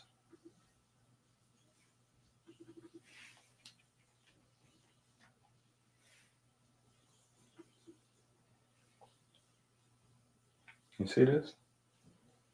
It's not made up. This is everything. This is everything.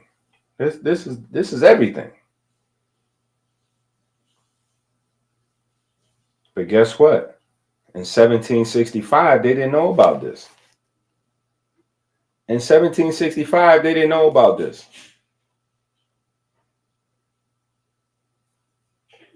They couldn't understand this in 1765. So you have a lot of people running around. You have a lot of people running around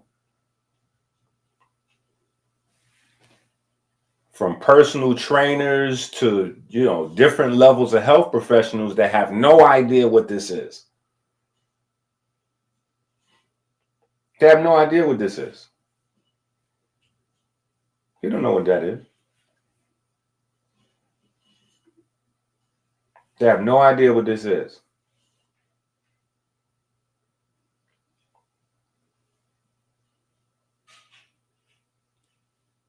Why? Because they coming from a system, right? They started medical schools in 1765 before they even knew how cells work. They started medical schools before they learned what the electron they started medical schools before they discovered the electron transport chain.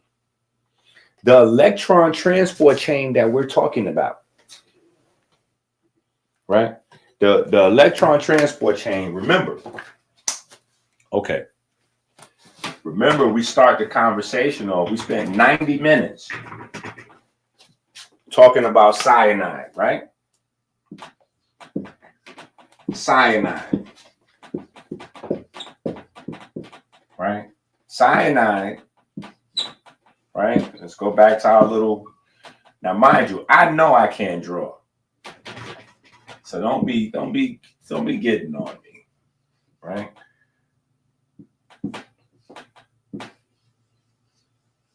Right, whatever, right? 1, 2, 3, 4. Right? This is the one that makes the water. Right? I make it rain. I make it rain. This is the one that makes it rain. Complex number 4. Right? Cyanide destroys this one. So, before the electron transport chain is discovered, right? There's no possible way to understand what's happening in the heart, because that electromagnetic wave, right? This guy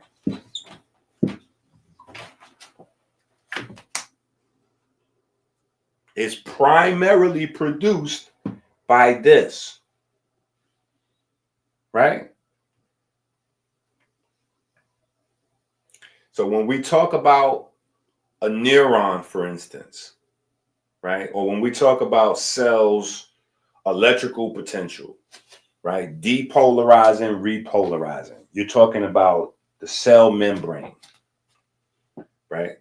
The cell membrane is exterior, right? So you have your sodium, potassium, ion pump, right? You have your chloride, your calcium, your magnesium. This is why electrolytes are called electrolytes, right? These are the electric light producing ions, right? Well, maintaining the polarity, or maintaining rather the potential of the external membrane is how the cell controls all the internal activity. The internal activity is where we get here. That's why neurons and nerve cells have more mitochondria than any other cells, right? So don't think to yourself and go, oh, well, no, that's membrane potential. No. The heart and the brain have the most mitochondria. The heart and the brain have the most mitochondria than any other place in your body. So anything that affects this is going to primarily affect the heart and the brain. And if you look at the top 3 killers, the top 3 killers in the world is always the heart, the brain, and cancer. The heart, the brain, and cancer. Now, the brain and cancer is like LeBron and Jordan, right?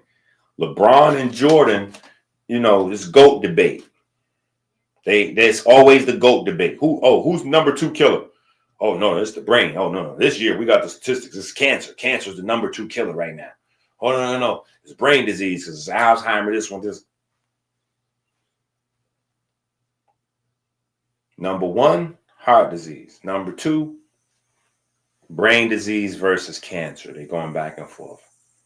Well, the thing that's for our conversation where that debate is irrelevant is because cancer is driven here. All top three have in common is this. The heart, the brain, and cancer all have this in common. The electron transport chain. All three of them. All three of them. So that conversation don't even matter to what we're talking about. Let me show you what I'm saying.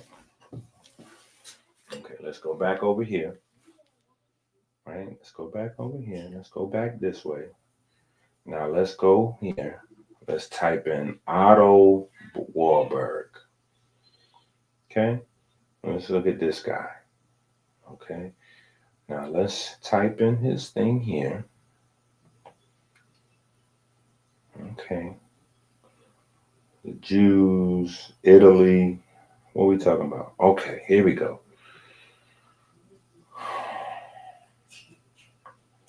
He was doing some research on what? Look what he was doing. While working as at a marine biological station. Okay, so his first experiments is on what? Look, oxygen consumption. So that's the first thing. Oxygen consumption, right? That's what we talked about with the tobacco, right? The 2 things we talk about with the tobacco. Cyanide and carbon monoxide. The monoxide is stealing the oxygen consumption, right? Okay, so this is what Otto Warburg is learning. Now, mind you, I want you to have a more educated purview or perspective or vantage point, viewpoint when you're looking at this, right? So we're going to extrapolate some detail that maybe most people wouldn't even pay attention to, right? Look at this thing here, right? Where is he working at? The Marine Biological Station, right? So what's happening at the Marine Biological Station, right? Do you know what's the main thing that they dealing with? Right? Water, right? No, of course it's water, but besides the water, right? It's the algae. So yes, they're dealing with different types of fish and aquatic animals and water mammals and all kinds of everything. But there's the basis of study of marine life is algae. And algae includes all of your mosses, all of your phytoplankton, all of your cyanobacteria, like spirulinas and stuff like that. Spirulina is not exactly, you know what I'm saying, but it's all kind of algae, but it's not a moss. It's not a sea moss. Even sea moss is not moss. Sea moss is algae. Anyway. But all those things forms the basis of marine biology, right? Marine biology starts there because it's those things that deals with the carbon primarily. The whole world is dependent on the ocean for carbon, right? And carbon is the most important element when it comes to the formulation of what we know of as pigments. Food too, right? Food and pigments. right? So there's no ability to translate energy into matter without carbon. That's what carbon is important. Carbon has those four, it has the ability to bind most things, and it's just the utility. Carbon is the Swiss Army knife of the periodic table, right? So the first thing to notice is that he's doing his initial studies, marine biology, right? And at the marine biology place, he's studying oxygen consumption, right? Oxygen consumption. And he notices that after the eggs, right?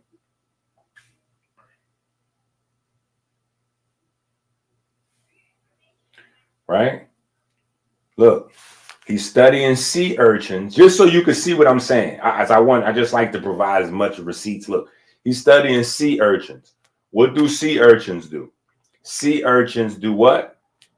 They live off the algae.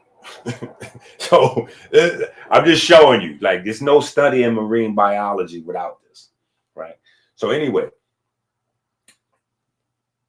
soon as the egg is fertilized, right? Soon as the egg is fertilized, the respiration goes up, right? Respiration goes up, right? So he's studying iron metabolism, right? He's studying oxygen metabolism, iron metabolism, right? So Otto Warburg is in that window, right? From the 20s to the 60s, all of the scientists that contribute to the understanding of the electron transport chain. That's the main reason he really got a Nobel Prize award, is because he's in that group of scientists that's developing these concepts. We don't even get to know what this is without these folks, right? He's in that group, right? By 31, he was the director, blah, blah, blah.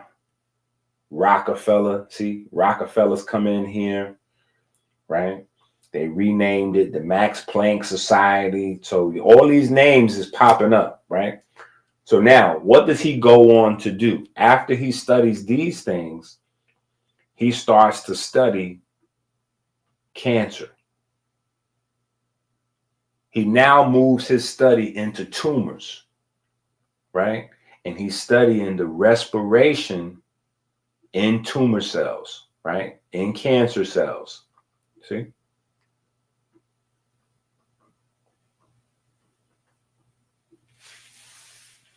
Warburg investigated the metabolism of tumors and the respiration of cells, particularly cancer cells.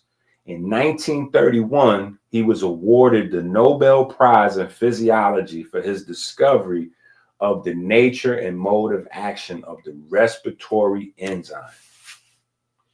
In particular, he discovered that animal tumors produce large quantities of lactic acid. The award came after receiving 46 nominations over a period of 9 years beginning in 1923. 46 nominations, right? So he lost 45 times, right? He lost 45 times. Keep looking. The Nobel laureate, George Wall, having completed his PhD in zoology at Columbia University, received the award from the U.S. National Research Council to study with Warburg, right? During this time with Warburg, in 1932 and 33, they discovered vitamin A.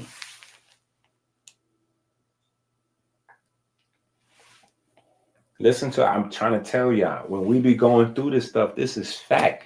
Don't discount this information because it's coming from your brother. I'm you. You are me. I'm you, you me. Yeah. Guess what I'm saying? You got to go to the website. AmericanHealer.com. You got to go to the website and get your monthly D. It's not monthly because you're supposed to take it over a month. It's monthly because you're supposed to have that every month. Just in case anybody's confused, it's not called monthly detox because you take it in a 1 month time period. It's called monthly detox because you're supposed to take it every month, right? We have that time set so that it goes along with the reproduction of all of your different cells. All of your different cells is reproducing, right? You have to have that NRF2 system ramped up for all of your different cells. Your NRF2 system is more important than autophagy and all that goofy stuff. You're not gonna say goofy stuff, but all of those things you're hearing on these YouTube pages from Andrew Huberman and all these other. The NRF2 system is way more important than that.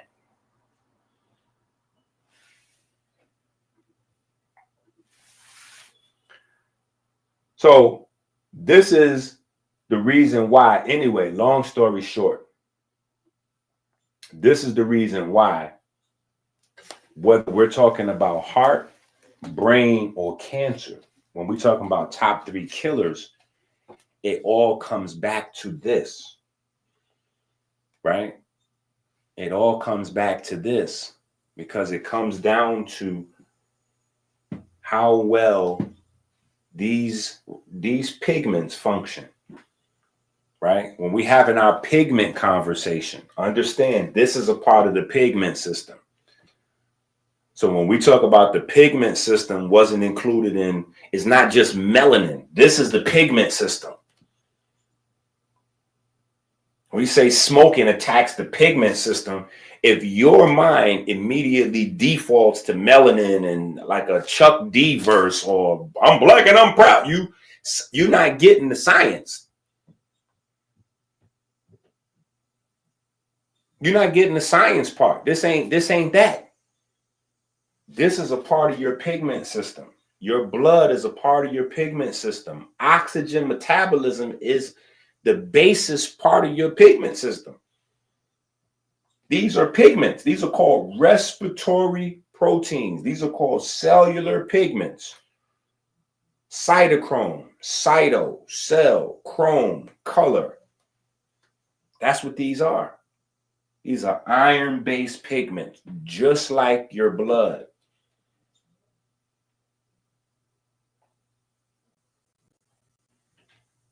When you couple the weed to it, it gets even crazier because the weed stimulate melanin concentrating hormone. So it's all pigment system attack. Like it's crazy.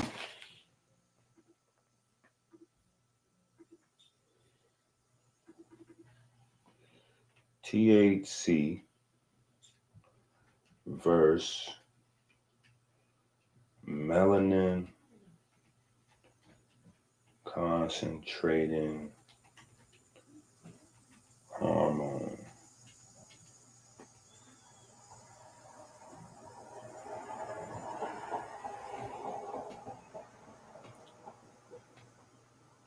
Do you see that?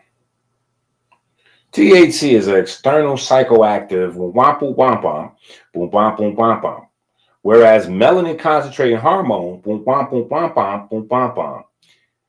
THC binds to these same cannabinoid receptors, influencing pathways that overlap with melanin concentrating hormone function and appetite arousal.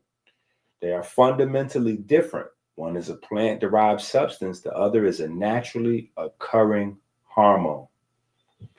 Let's go here. National Institute of Health. What does it say? Cannabinoids excite hypothalamic melanin concentrating hormone.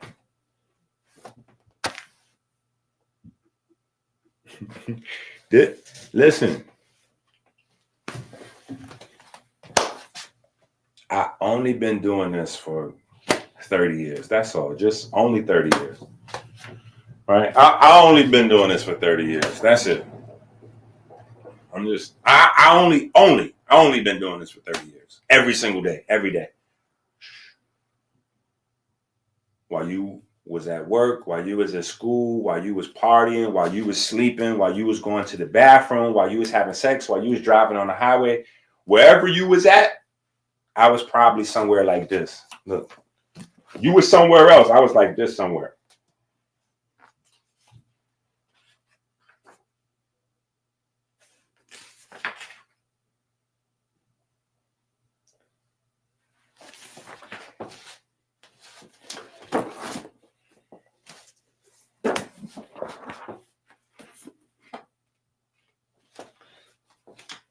Multiple books. I'm going multiple.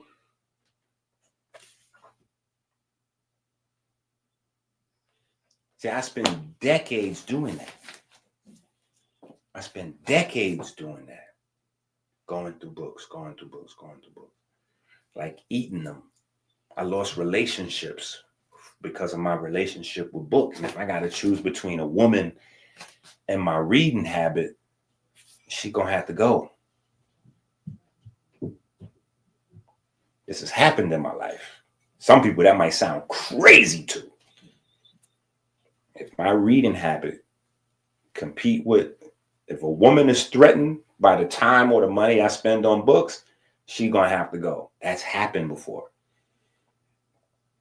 That was a big part of the fallout with me and my children's mom.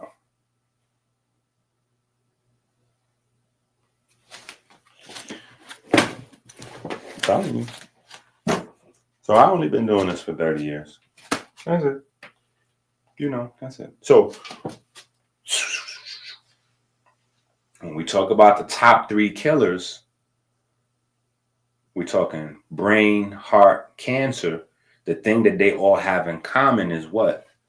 Oxygen metabolism. Oxygen metabolism, cellular respiration, the respiratory proteins, the cytochromes, the complexes. Because see, different conversations, they word them differently. Different conversations, they word them differently. So you gotta be able to figure them out. ETC complexes, right? Look, when I type in ETC complexes, you see what they come with? Electron transport chain, right?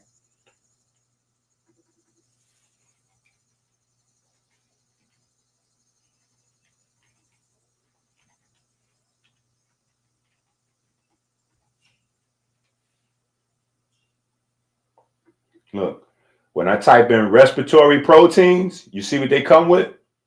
Electron transport chain. Right? When I type in respiratory proteins,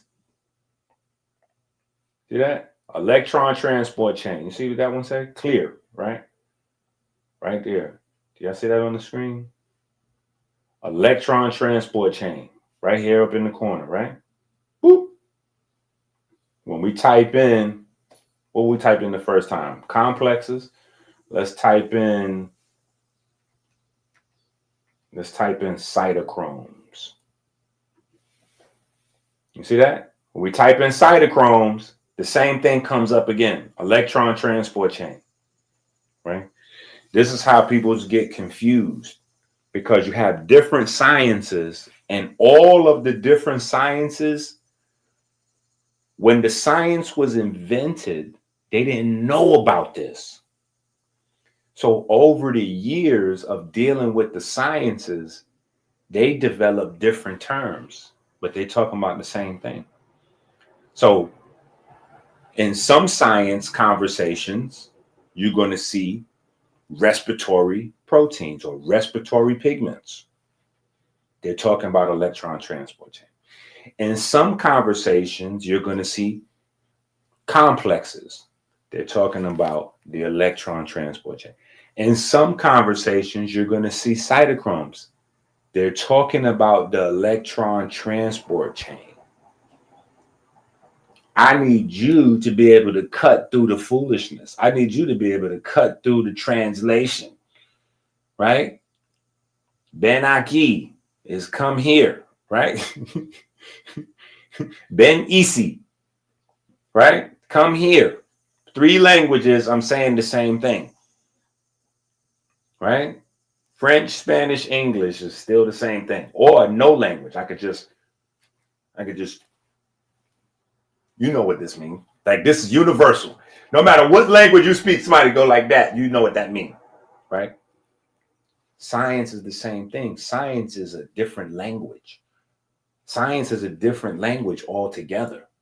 See, that's where language comes in, because even though people speak English, they don't speak English science, right? They don't speak English science because science is a different language inside of other languages. Science is a language inside of languages.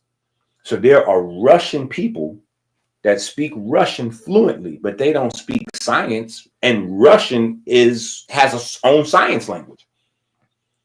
There are people that speak French, but they don't speak French science. There's people that speak Spanish, but they don't speak Spanish science like our country. Everybody speaks English, but people don't speak English science. If they did, they would know what I was talking about when I say, boo. This is why we have this book. See, we got a book on everything. We done already did the work for you. Look. We done already did the work for you. It's a book somewhere in here. Where is that? Let me see if I can find it. Where's this book at? It's somewhere in here. We got a book already ready for you.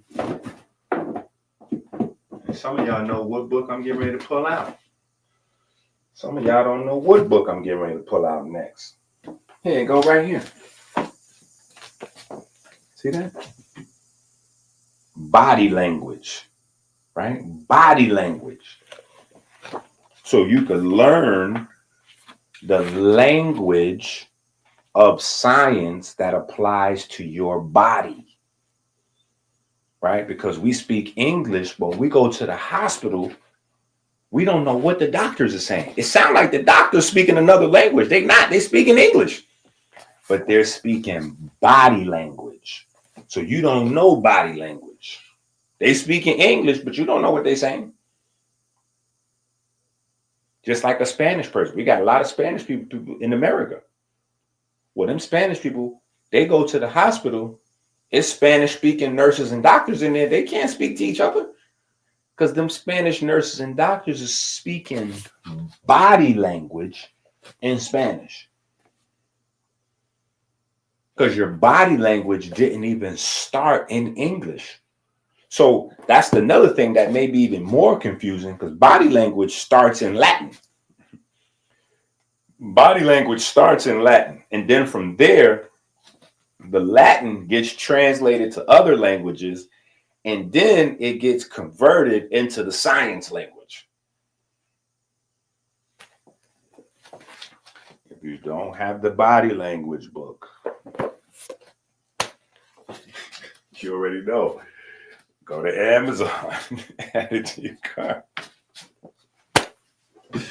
Listen, I'm trying to tell y'all something.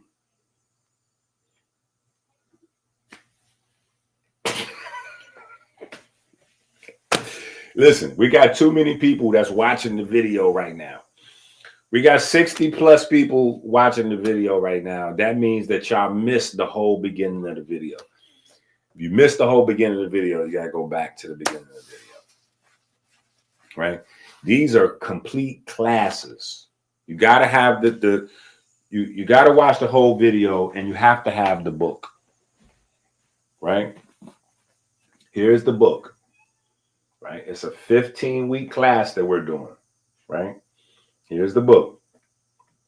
Melanin is anabolic. Right? The Big Fat Burning Lie. It's not only a book, it is a 15-week course. Right now, we are on, just so you can see what I'm saying. Right now, it's week 6, day 1. That's page 186. When you flip to page 186 in the book, right? The first thing you're going to see, lecture, right? Lecture. What's the word next to lecture? Inspiration. Inspiration. Inspiration is not a feeling. It is the entrance to the field. Inspiration is not a feeling. It is the entrance to the field. What field are we talking about? Right? We're talking about the field of actual life. See, we're caught in the illusion. Let me explain this to y'all. And we're going to get back to this. Right? We're going to get back to this, but I want you to understand the illusion. Right? And this is how I got in trouble in school. This is how I knew God chose me early to do what I'm doing. Right? God chose me early. I already know this. Look, let me tell you what happened. We in Miss Lang class. We in Miss Lang's class. This is my 4th grade class on this is SPS 31 on the Grand Concourse. The only castle left in New York City. Right? They tore it down recently, but at the time it was the last standing castle over 100 years old. A real castle. I went to elementary school in a castle. Right, with secret passages in the walls, everything. I swear to you, a castle, right? Let me see if they got a picture of it. I wonder if they got a picture of SPS 31. Because it was a landmark for a while. And that's how they kept it up. Yep. Look at this. This is where I went to school. Right? So I don't know what they did to it, but this was a castle, a real castle in the Bronx. Yeah. That's where I went to school. I don't know what they did to it now, but this is where we went to school. Right? So in Miss Lang's class, we doing science, right? And in the class, I'm getting bored, right? And so the discussion is, okay, boom, the universe is made up of, 99% plasma and 1% matter. And all matter is made up of atoms and, blah, blah, blah, blah, blah, blah, blah. And we live in the world of matter and blah. And so I'm like, well, so what is the plasma made out of? Well, plasma is made out of the stuff that atoms is made out of, but it's not made out of atoms. What you talking about, Willis? Right? I'm like, wait a minute. What? Plasma is made out of the stuff that atoms is made out of, but it's not made out of atoms. So I'm all ears. I'm in. Right? I'm in now. I'm like, wait a minute. So what is... No. But we got to focus on this because I want to keep asking questions about plasma. So now I get frustrated and then I just blurts out after she stopped calling on me. Why are we wasting our time studying the 1% when 99% of the universe is made out of this?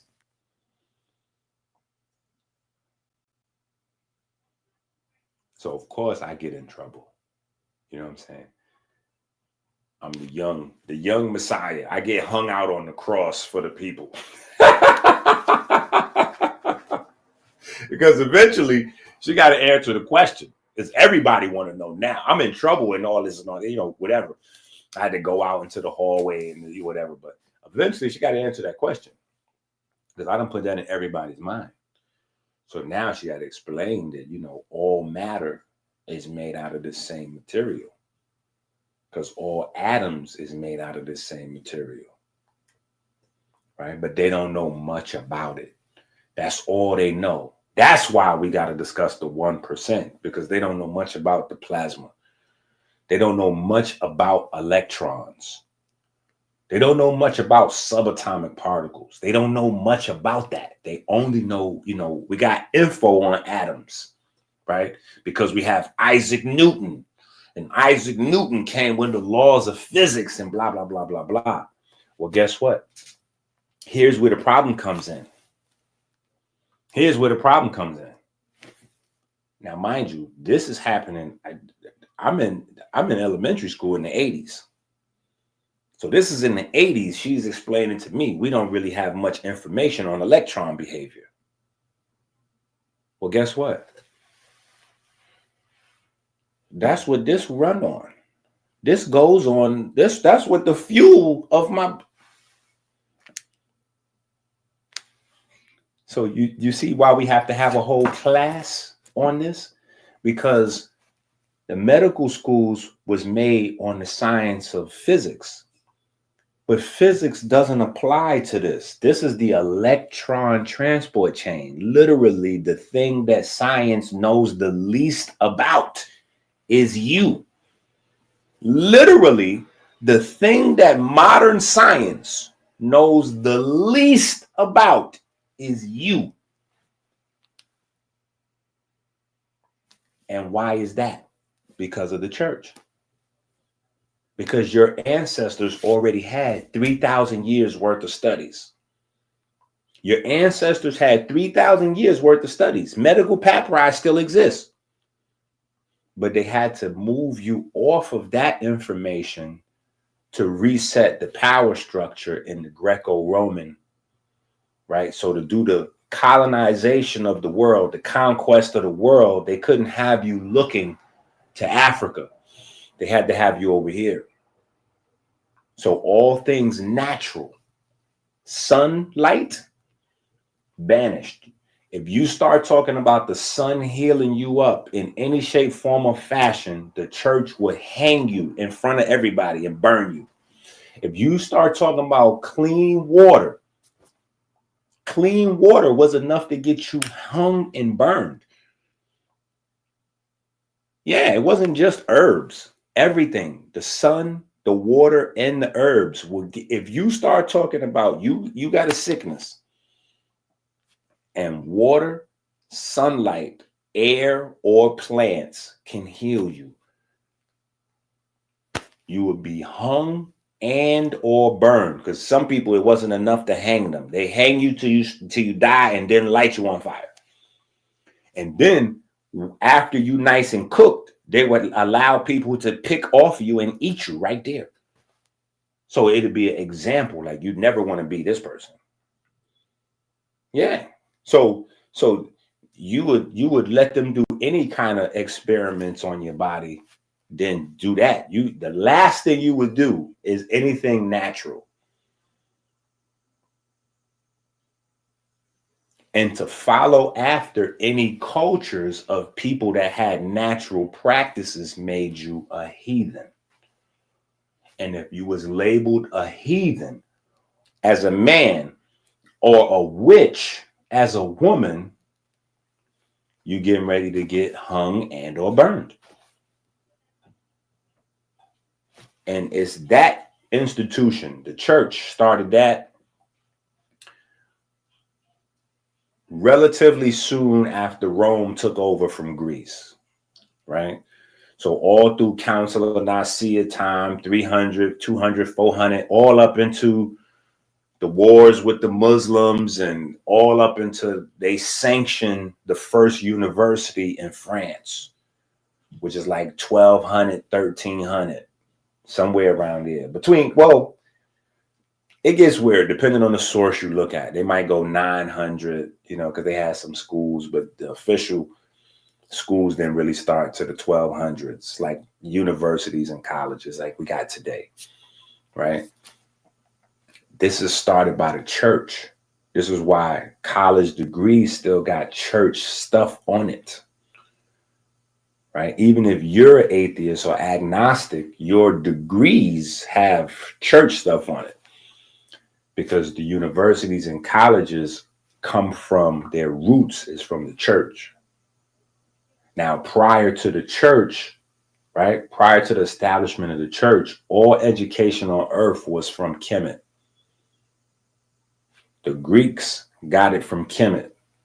Everything came from ancient Kemet, not Egypt. Egypt was invented. That's not a real place. Kemet, right? Egypt is invented. There's no such thing as the Nile River. That's invented. That comes along with Greeks. The Greeks changed the name of Kemet to Egypt. The Greeks changed the name of the Nile, or rather of the Happy River, to the Nile after one of the Greek gods, Nilus or whatever. You know what I'm saying? But none of those, that's not the original, that's later on, right?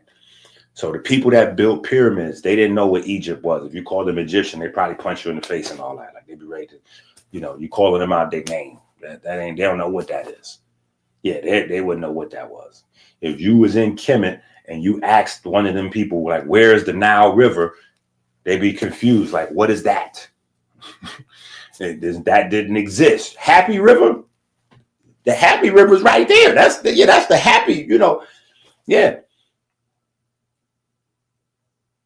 But these are inventions later on to obfuscate your past, right? So at some point, the medical papyri was used in secret, and then in public, the medical papyri had to be ridiculed.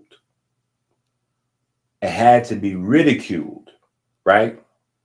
The most popular ridiculing of the medical papyri was the circulatory system.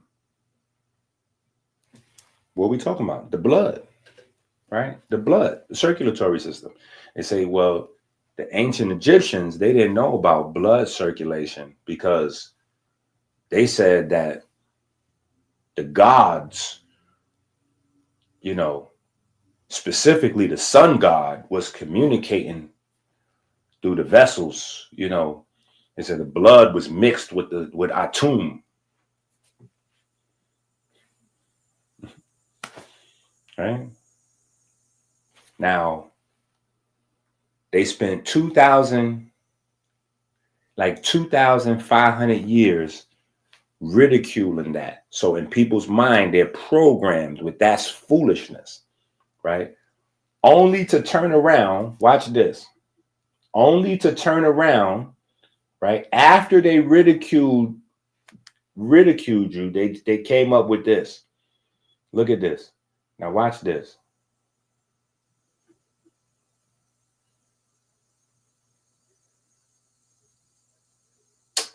Okay, let's go here.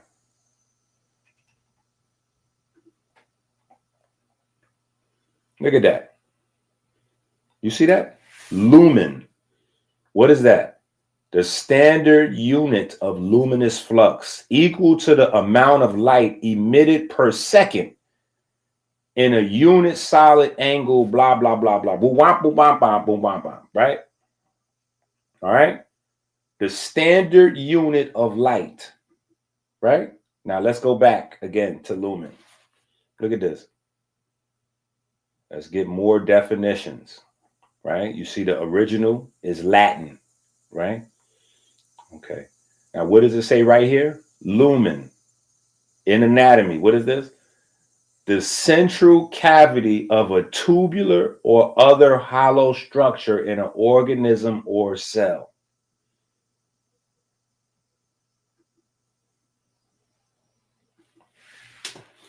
So in Kemet, they told you that the light was traveling inside these vessels, and they told you, don't you listen to none of that Kemetic stuff, because that's foolishness. Them people was archaic heathens. They ain't know nothing about no science and blah, blah, blah, blah, blah. Only to turn around and name the inside of your vessels after the standard unit of light. Huh? See, this is why you have to get these books. Listen, this is why you have to get these books, because they're playing with you. They call, in the neighborhood, we call that playing in my face. That's when you're playing in my face. Yeah, see, you playing in my face when you start doing that. That's now you playing in my face. See, that's why you got to go. Look, we have a new book that's out, right? We have a few new books that's out. Look. Y'all see the books? You have to have these books. Right? Oh, hold on. Here you go. You have to have these books. Look. Black's Anatomy. Beyond Structured Water. Beyond Structured Water. Right? The Protein Composition book. Right? What protein is made of. This is amino acid. This is beyond the protein conversation. Right? You have to have these books. And of course, this is the class. This is the class you're in right now, right? You have to have these books. You have to have these books because otherwise, they just playing in your face. They told you they didn't know nothing about no blood vessels because they said the god Atum, you know, the sun, the god of the sun is in the blood vessels. And then turn around after 2,000 years of telling you that that's foolishness, then after 2,000 years, you understand the phrase? Listen, you understand the phrase? I'm so far ahead of folks. It looked like I'm behind. That's how when you lap somebody in a race, it looked like if you lap somebody in a race and somebody went to a concession stand and they came back with their popcorn, their Franks and all that, and they look at the race, they're going to see you way in the back. You're going to be way in the back. They're going to be mad. They're going to be like, oh, they might throw their popcorn in there. Oh, but what? I done lost my, especially if they bet on you. They're like, oh my God, I lost my money. Look at my guy is all the way back there. Look at my horse all the way back there. Look at my car is all the way back there. We bet on number 7. Yeah, we bet on number 7. What number 7 doing way back there? What number 9 doing way back there, huh? No, you missed it. You shouldn't have went to get popcorn. Nobody told you to go get no popcorn. Number 9 is way ahead. He lapped everybody else. That's why it looked like he back there. He's a lap ahead of everybody else. So everybody else got to go around the whole track. We got to go all the way around the blood track where we believe the heart is a pump. The heart is not a pump. We got to go all the way around where we believe the heart is a pump to catch up. So they named the inside of the blood vessels, the lumen, after the standard unit of light. See, that's why I don't believe in coincidence. Somebody else might tell you, oh, that's coincidence. That's not a coincidence. And if you need proof that is not a coincidence, here we go. We could go right back. We can go right back. Here's proof that is not coincidence, right? Here's proof that it's not coincidence. Let's go back over here, right? Okay, boom. So now we type in this one. No. Now we type in this. What's this?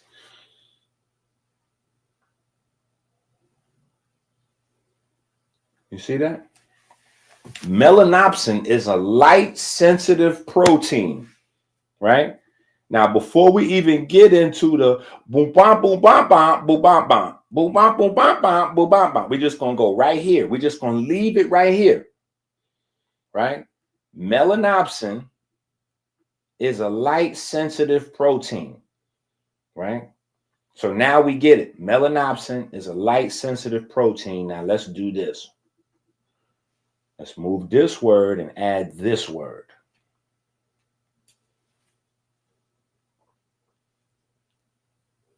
Melanopsin is a light-sensitive protein found in blood vessels. Wait a minute. What? Why would we have light-sensitive proteins in blood vessels? I know, because just like them people that built them pyramids said 5,000 years ago,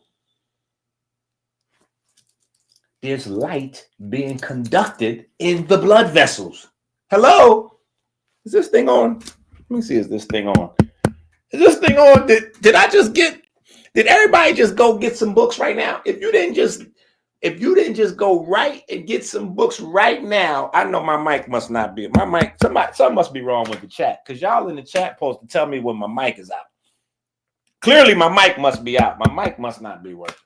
My mic can be working.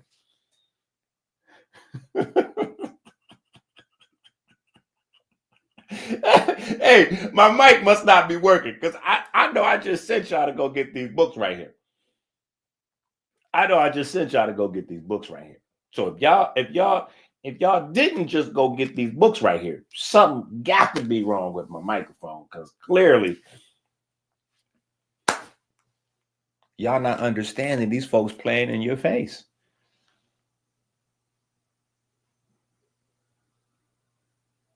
I just showed you the doctors was selling cigarettes.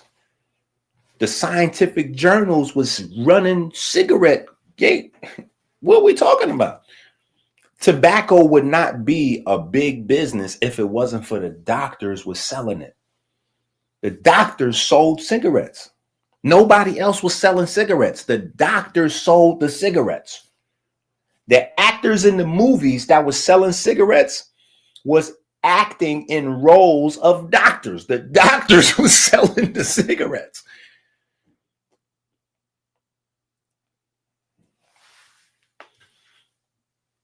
You see, art of misdirection, right?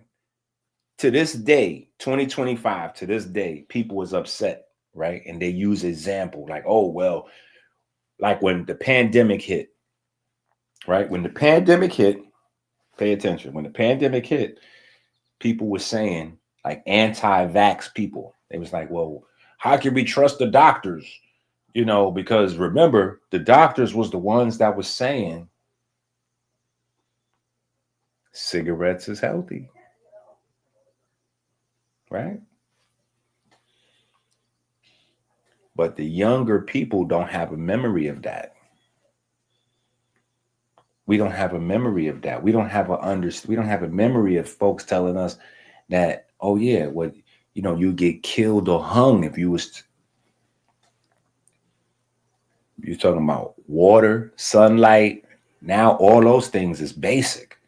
We understand oxygen is the main mechanism for metabolism. We understand the sunlight is coming with vitamin D. But we didn't know that when we opened hospitals. We didn't know about vitamin D when we started medical school. In 1765, vitamin D wasn't discovered yet. They didn't understand. So you got to understand, when they created medical school, they still thought Kemet was fake. In 1765, when they opened medical school, they still thought Kemet was fake. So there's a lot of people in their mind today with that idea still, because colleges, universities coming from the church to medical school promote that idea. So they think that Kemetic people didn't know science, because that's what the church started the schools on. The schools translate, okay, boom, they open universities. After they open universities grow, and then they specialize like stem cells. They grow and specialize. They differentiate. So now from general universities, they get specific ones. So now you have 1765, the first medical school opens in Philadelphia. But guess what? They don't learn about vitamin D for 200 years. So in Kemet, when they're talking about Atum Ray, right? Atum being the sun, Ray being the light of the sun, right? First of all, they don't know what they're reading, so they believe Atum Ray is multiple gods and this and that, and it's all confusing, right? Say, wait a minute, how come they got multiple sun gods? This doesn't even make sense. They have Kepra, they have Atum, they have Ray, they have that. Ho. There's just different explanations of part of the activity that we know of as the sun. right? So Kepra is the moving aspect of the sun, right? The revolving, the spinning, right? That's Kepra, right? The revolving and spinning, and the relationship of the earth to the sun, right? Atum is the sun itself, right? The ray is the sun coming down, the light, the heat, the light and the heat, the infrared, right? Atum is the intelligence in the star itself. Ray is the part that comes from the star to connect to us. Well, that part translates to every language because we still have the concept of sun ray, ray. That's that, right? And when we talk about the bone, now we know, boom, the bone. Oh yeah, because vitamin D is what's strengthening the bone, but that comes from the sunlight, right? So it took 200 years to start the beginning of medical school catching up to what was going on 2,000, 3,000 years ago already. This already well known. Already well known. This is the basics of healing back then. The sun, the gods are their activity, right? Energy, right? It's energy activity through the blood. So that starts in Kemet. That translates into from Kemet to the Yellow River culture. The Yellow River culture was up there into the Orient, and they got, Genghis Khan and all them people, the savage people in the Orient came, raped, mixed, kidnapped, slaved them up, the Yellow River culture. So a lot of the North African ideas and concepts now goes through the Orient, right? So that's where they get the concept of the life force being in the blood. That comes from Kemet, where the life force was anthropomorphized as a god.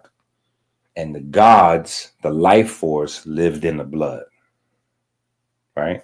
That's no different than what we have in science today. It's just different words, different terminology, right? That's why we have a book called Body Language, because you got to get past the language to understand this stuff. You got to get past the language, because you can say a thing in multiple languages and use multiple words, but that don't mean the thing is different. Yeah. If I say perro in one language or dog in another language, it don't change the animal I'm talking about. Yeah, I'm still talking about this animal. If I say water, if I say agua, I'm still talking about the same drink. You know what I'm saying? Like, it's the same thing. It's just different words, right? But the words are not the thing itself. The words are audio cue or audio symbol, an acoustic, reference to a thing, right? Like, you have a name, but your name isn't you. It's the name, it's the word that you answer to, but it's not you. All right. So we got to understand this. Right. So when we get into week 6, day 1, this is what we're talking about. This is what we're talking about. This is the science. This is what we're talking about. Right. This is what we're talking about. So when we go week 6, day 1, this is the conversation. Right. This is the conversation. Let me show you.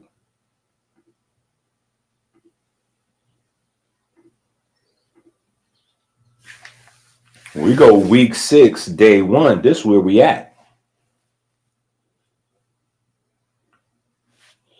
And what did they say in Kemet?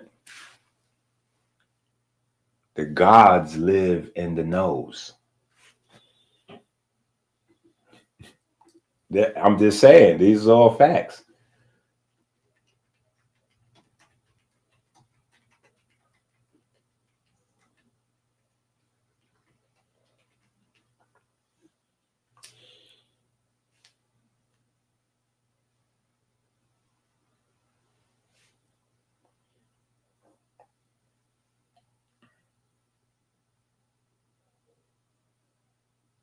Okay, let's see what the Google demons got to say. Look at this.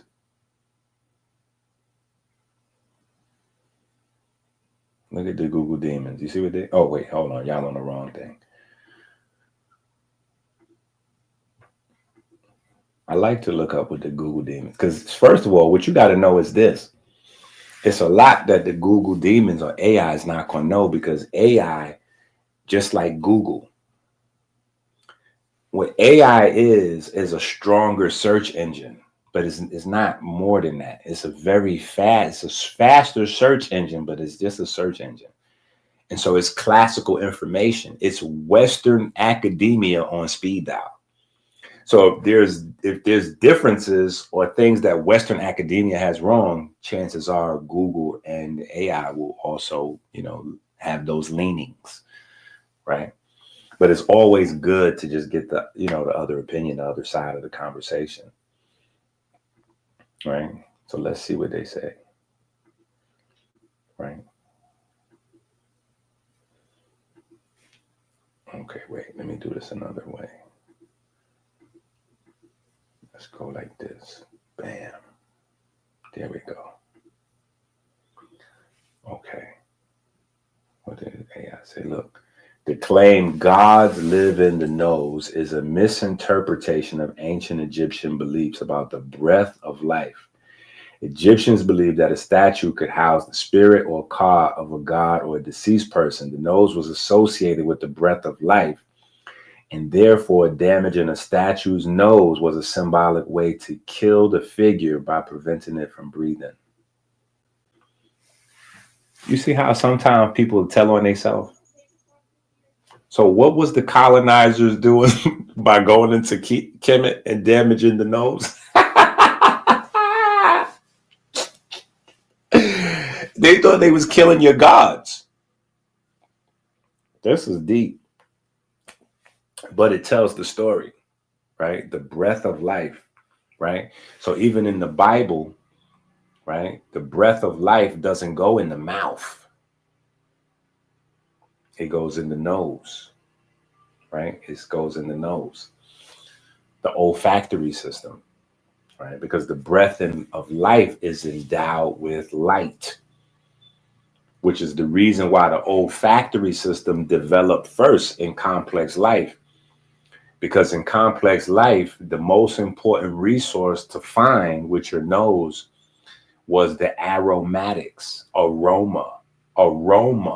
aromatic, right? The most important thing in the structure of an aroma, right, is the aromatic amino acids. The same thing that's the most important in the structure of pigments. That's the energy translation, the information So when you taste, most of what you taste is aroma because you're breaking up. Let's go. Let's go. Somebody listening. Somebody listening. Somebody listening. Pay our 10. Let's go with the super chat, man. Somebody listening.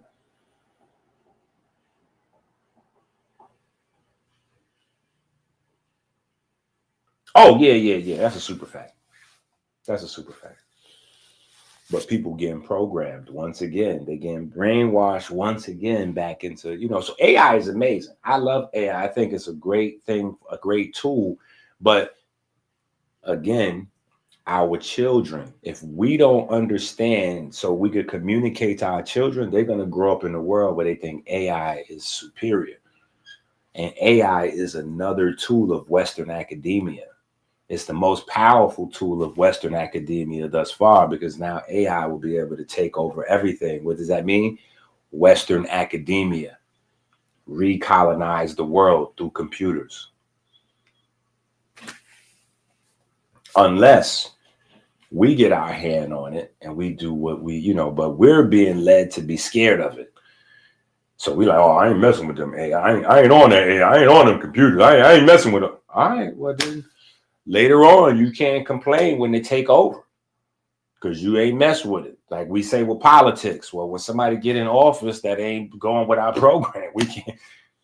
I ain't messing with them politics. I don't even vote like that.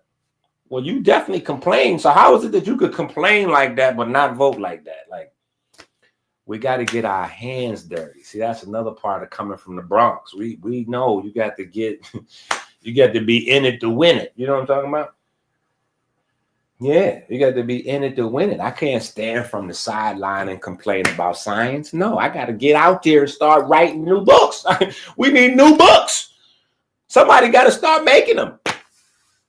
So I could have just stood on the sideline like everybody else, but like, man, these books was crazy. They violating these books. Was they ain't helping nobody.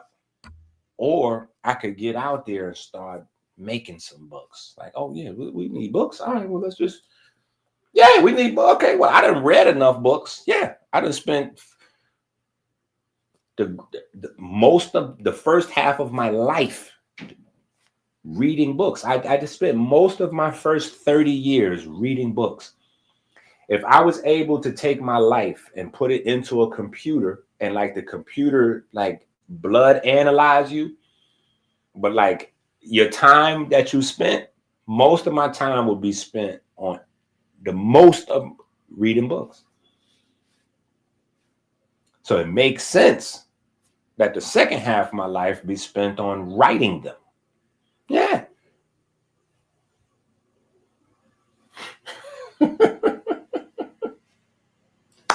Tiger Woods spent the first part of his life playing golf, right?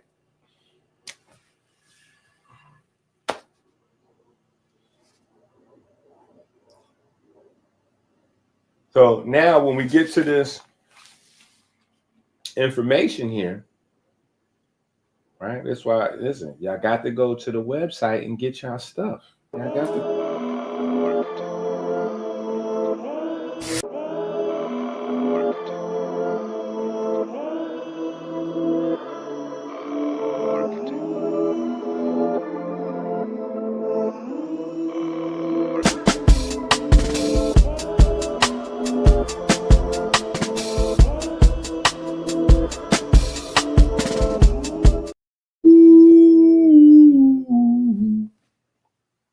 Right? So when we're talking about this is what we're talking about. This is where we're going with the conversation, right?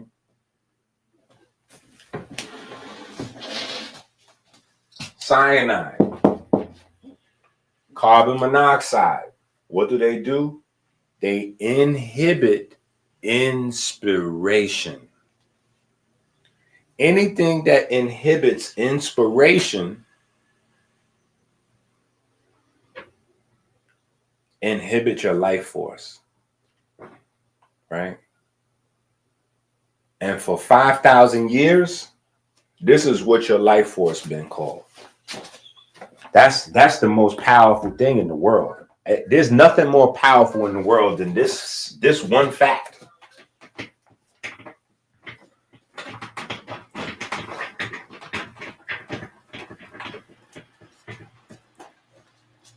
The most powerful thing in the world is this.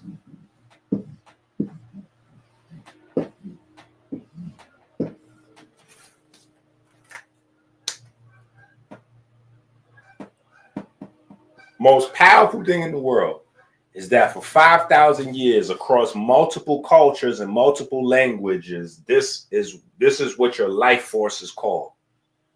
It's not chi. Chi is not the word. It's not chi. It's not kundalini. It's not prana. It's Christ.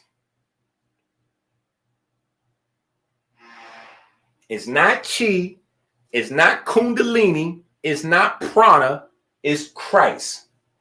If you're uncomfortable with the word Christ, Kronos. You can pronounce this any way you want because there are no vowels here. So if you want to go Kronos, That's fine. This is the life force right here. It's not chi, it's not prana, it's not kundalini, it's this.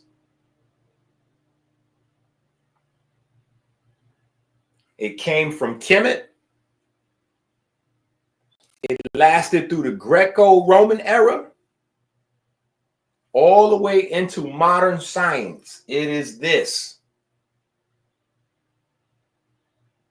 It is this.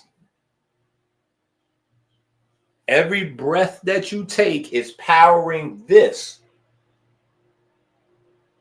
Your mental state, your emotional state, your mental health, your emotional health is based on this. When you're lifting weights, is based on this.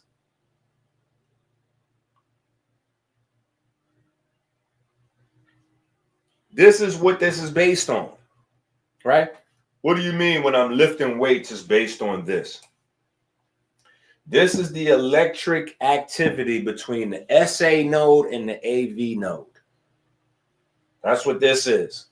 That electric wave. That's what this is on the cover of the book, right? This, the SA node to the AV node, right? And we give praise and thanks for the magnetism of the most holy. This is what we're talking about. The magnetism of the most holy, we're talking about this. We're actually talking about two things, but that's a quantum entanglement conversation. But inside your body, we're talking about this. The strongest magnetic field your body produces comes from your heart. It comes from the heart because of this electric wave here, this electromagnetic wave, right? This electric wave produces that magnetic field. So when they're talking about how strong the magnetism of the heart is, what they're talking about is the strength of this electric current that's going from the SA node to the AV node, then through the crown of thorns or the Purkinje fibers, right? So SA, AV node, then the Purkinje fibers, right? That's that. And you got to have these books because this is the classwork and most of your homework is in this book. So this is the classwork, this is your homework. Unless you a dropout. Maybe you a dropout. You might be a dropout. How you a dropout with free tuition? That's crazy. How you a dropout with free tuition?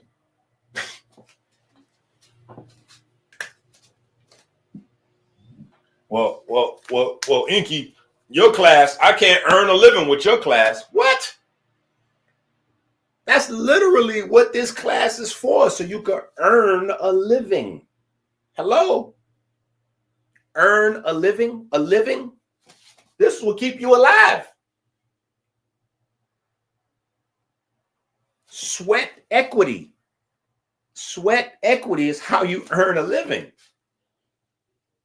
You got to put sweat equity, sweat equity, work equity, exercise. We need them push-ups out you. Yeah, we need them push-ups out you. Yeah, we need them push-ups out you. Yeah, we need them squats out you. Yeah, we need that sweat equity. That's what these are examples of sweat equity.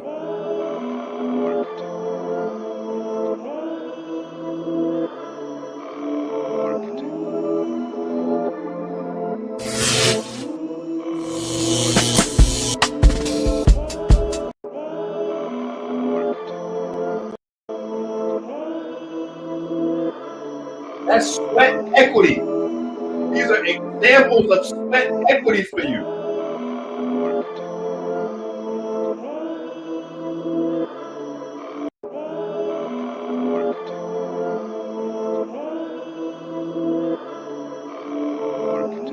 That's sweat equity.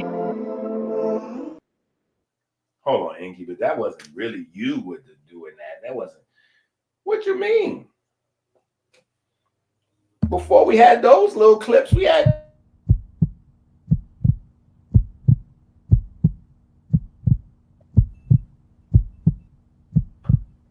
That's me riding my bike, right?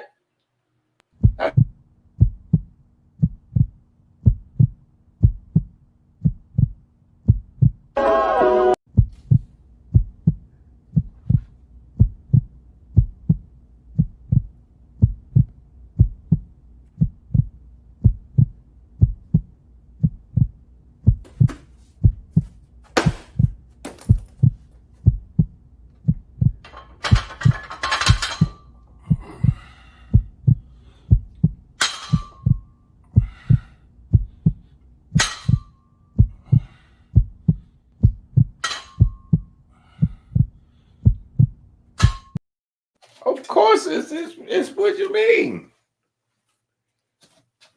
It's really me. Yeah. Look, let me show you something.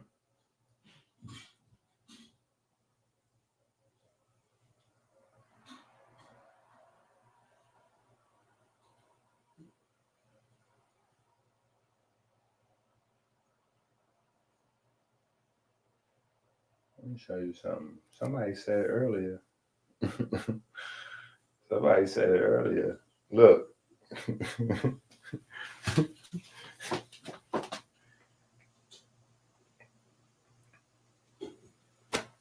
Because most of these things, right? Listen, most of these things, like when we have this conversation, and I say, yo, in high school, I smoked chain. I used to be a chain smoker. I used to smoke back-to-back cigarettes. None of this stuff. That's how I get to be these guys' teacher, whether they want to admit it or not. Yeah, people know. We see the videos. They know, right? So guys want to give me credit or they want to steal, and I'm the inspiration. I'm the blueprint. I'm the blueprint. Everything comes after me. Before me, it was a different breed. There's no hip hop. There's no rap. There's no holistic urban culture. I created that. And a part of creating the hip hop urban culture was me getting influenced by the dashiki wearing guys, Dr. Africa, Dr. Sabi, and those people, but being from the neighborhood. So from the neighborhood, our idea of health is going to the emergency room. Besides going to the emergency room, we're doing push-ups, right? I'm seeing my uncle and them come home from jail and all that. They're doing pull-ups, right? My uncle Irvin, he came back from Vietnam crazy. He used to cut people's fingers and tongue off, and he used to do a lot of push-ups, So I'm the first blueprint that merges those cultures together. The herbs and the diet with calisthenics and exercise, right? Did you have calisthenics guys before me? Of course. Did you have exercise guys? Of course. You had Jack LaLanne. You had, all kind of exercise. But you didn't have the merger of those cultures together as one presentation, right? You didn't have the merger of all of our modern with our ancient. Dr. Sabi was running around telling people, don't read no books. Books is for white people. That's what Dr. Sabi was telling folks. He was telling folks melanin don't exist. So you can't credit nothing ancient, nothing with Dr. Sabi. That's how you could tell when folks is lying. Listen, that's how you could tell when certain folks out here is lying. I didn't learn from Inky. I learned from Dr. Sabi. And then you go to their timeline and they teaching about melanin. You be like, ho. If you didn't learn from Inky and you learned from Dr. Sabi, how come half your timeline is you teaching about melanin? Dr. Sabi said melanin don't exist. So you could not have got any of this from Dr. Sabi. You couldn't have. These are facts. So most of what I'm talking about is stuff that I've been through. Stuff I've been through. You know, like this happened to me. I was smoking cigarettes. I was a fat boy. My heart stopped before. My daughter had her neck and spine broken. Like all these things happened to me. Then I had to learn to do things for myself. And so in learning to do things for myself, I learned how to tell people, hey, you can do this, you can do that. Here's the proof. Sometimes we're ahead of the proof. Sometimes we're ahead of the proof. Proof ain't come out yet. We already, here, let me give you a prime example of this. Watch this. Look at this.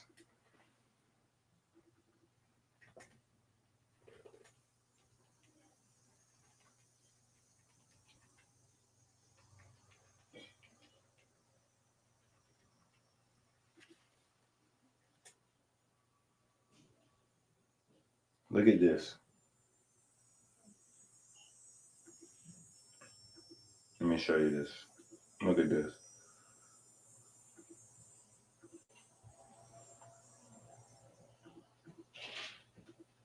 Look at this. Look at this. This is 2025 now. This is 2025. That's 2025. Now, scientific journals is putting out that light is produced in your cell, and when that light goes off, that's when you die. That's now they saying that. Now they saying that. We've been on that. In fact, look, I tried to make my own little picture. Y'all know my artwork be not, my artwork be terrible. Look. Now this, nobody even got the ability to get this. Look, this is old. This is an old book now, right? And look at the back cover. Me with the children, and we in the Bronx. We in the Bronx. Yeah. Yeah, this right here. Anybody know where that picture's at? That's 165th Street and Sheridan Avenue. That's literally one block behind the Hip Hop Museum. This is a block behind the Hip Hop Museum. Hip Hop Museum is 165th Street in Grand Concourse. That picture is taken on 164th Street in the Grand Concourse. 165th Street and Sheridan. So one block over from the Grand Concourse to Sheridan. Let me show you what my picture was. This how I tried to depict it for you. This is how I tried to depict it for you. Hold on, what page is it on? I feel like it should be right in here somewhere. Let me show you what I tried to do. Yeah, I see this. Oh, boom. This is what I try to do. I try to depict the cell like this. This is my depiction. So if you have this book, it's on page 187. Yo, that's crazy. That's crazy that predicted it. See how numbers get? 187. This is page 187. Anyway, I know for some of y'all, what that mean? Don't worry about it. But anyway, if you have this book, it's on page 187, right? I try to use this to show the light in the cell being produced from cellular respiration and metabolism. Yeah. And that's on page 187. I could not have predicted that. I could not have predicted that the scientific journals would use death as proof of life in terms of light in the cell, right? Anyway,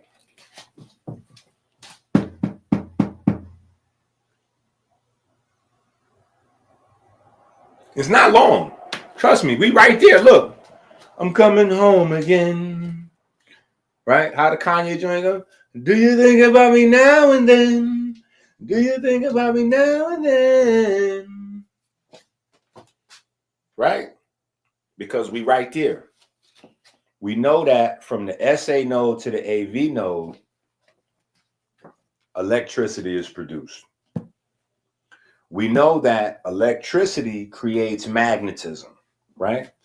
So we know that that electric wave produces the magnetism of the heart, right? So now, from 1888, what do we know that electricity and magnetism produce? Come on now. Come on now. Come on now. Look, let's go back on over here. Now let's go to, what is this, 1888 Maxwell light. Let's see what we get right here. Boom. Here we go. Come on now. I told y'all I don't forgot more about this stuff than most people ever learn. Look, so from 1888, we know that what? Electromagnetic waves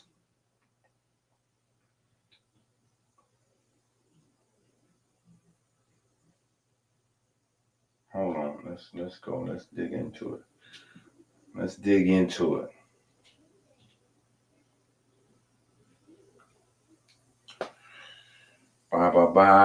Column, electrostatics. Okay. Experiments result. Boom, bam, boom, bam, bam, boom, bam, bam. Boom, bam, boom, bam, bam, boom, bam, bam. Okay. Maxwell's equations was published in 1865, a dynamic theory of the electromagnetic field. Blah, blah, blah. 1873, electricity and magnetism. Okay.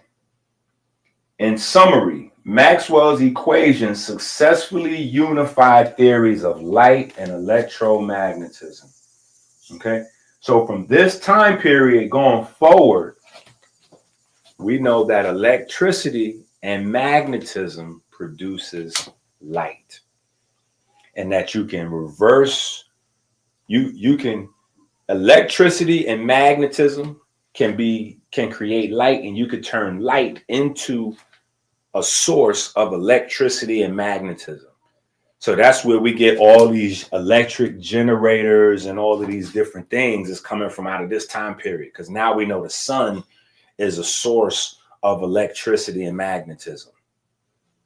Just the light from the sun alone, we can use conductors, right? God is music. We need a conductor, right? We can use a conductor to harness, right? Or maybe we need a photovoltaic material, pigment, melanin. We need a photovoltaic material to trap the photon and create electrons, right? Anyway, so we know the relationship, right? Electricity, magnetism. So since we know that this is the electric wave produced in the heart, we know that this is the source of the magnetism in the heart. We right there. Look, we right there. We right at the finish line. We like my man Keyshawn Thompson, not Noel, whatever's the guy that think he the fastest in the world. He's not the fastest. The dude from Jamaica is the fastest. Keyshawn, my man Keyshawn Thompson. We right there. We like that. Because once we understand this electricity producing magnetism, it's only, look, we right there. We, you know, when they take the picture at the finish line and the person be just like about to go like that and bust through the, we right there. We getting ready to discover light body all over again. We getting ready to discover light body all over. See, this is what they scared of. but all roads lead to Wakanda. Unfortunately, we have to go back to these conversations. This is why I'm so passionate about making sure that there's no silliness, there's no foolishness, there's no place for chakras and things like that in these conversations. This is electricity, this is magnetism, and we got to discuss pigment. We got to discuss pigment, right? There's a reason why there's new discovery. There's a reason why the new discovery is important. What's the new discovery? Well, let's go back over here, right? Here's new discovery. Here's the new discovery.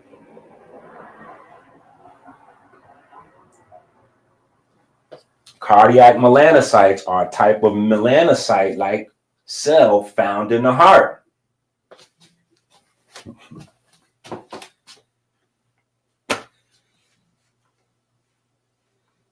See?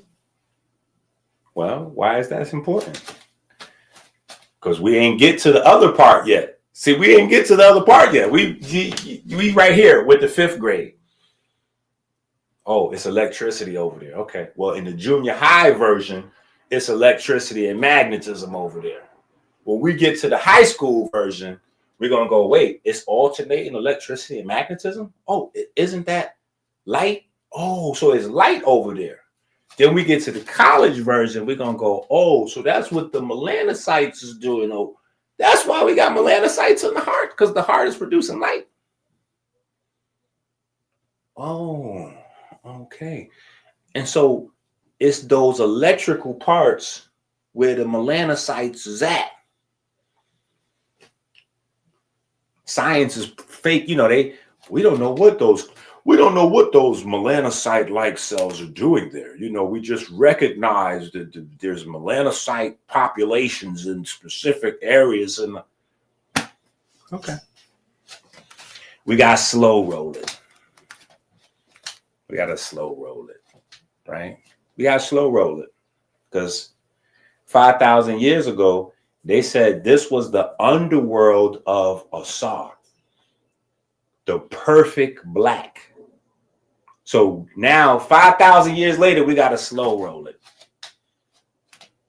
We gotta discover its electricity in the heart. Then we gotta wait 100 years, discover its magnetism in there. I guess we gotta wait another 100 years, discover that the electricity and the magnetism is making light is in there. Then we gotta discover that there's these cells that make black pigment, and what are they doing in there? See, look, let me show you something. So we got to have these convos. And I know some people get uncomfortable when we have these convos.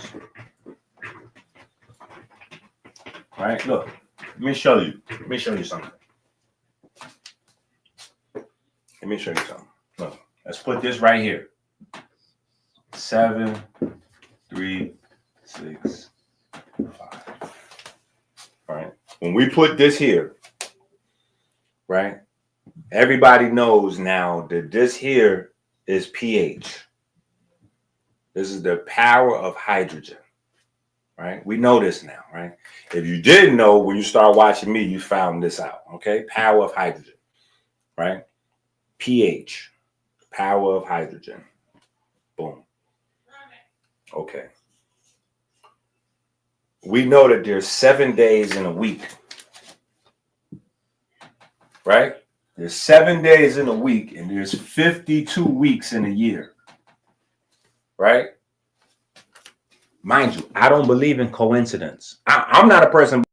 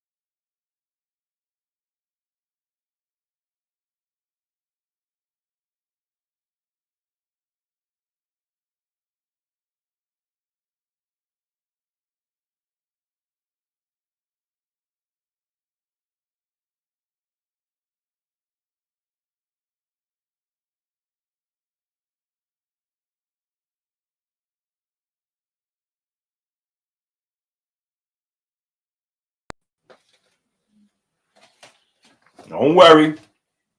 We back.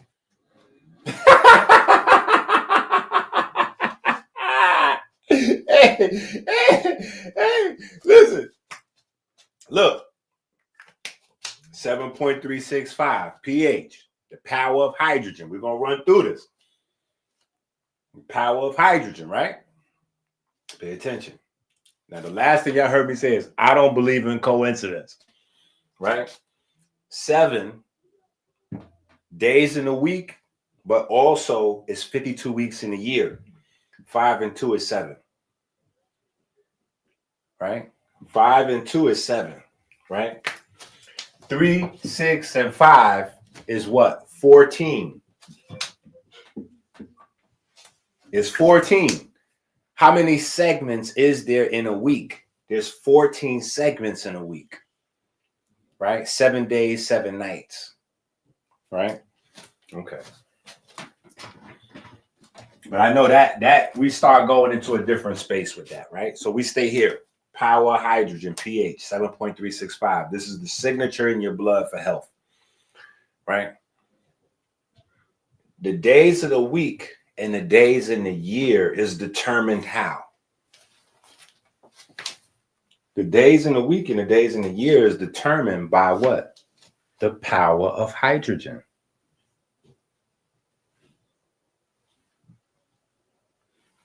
What do you mean by that?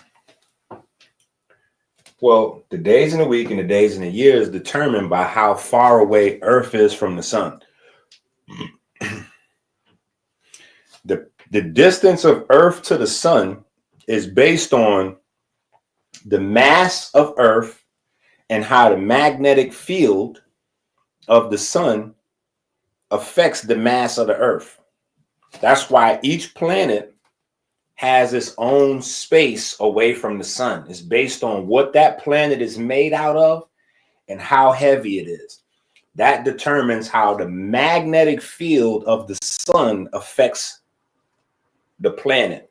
So each planet has its own unique size and structure, which gives it its own distance and separation from the sun and from the other planets, right? That's based on the magnetism of the sun, right? Well, where does the magnetism of the sun come from? The same as your heart. The electricity that the sun is produced. Wait, what electricity in the sun? From the same in you, right? The power of hydrogen. It is hydrogen that fuels the electric activity of the sun. It's hydrogen by fueling the electric activity of the sun that fuels the magnetic activity of the sun. So it is literally the power of hydrogen powering the sun, which ordered our solar system, which determines that because we're X amount of distance away from the sun, it would take us 365 days to go around the sun. That's the power of hydrogen. Right? Now,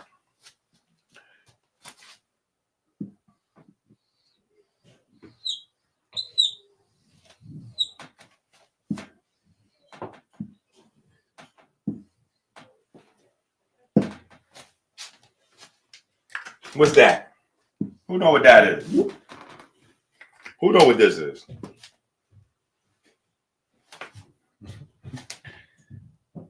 Right? Who know what this is?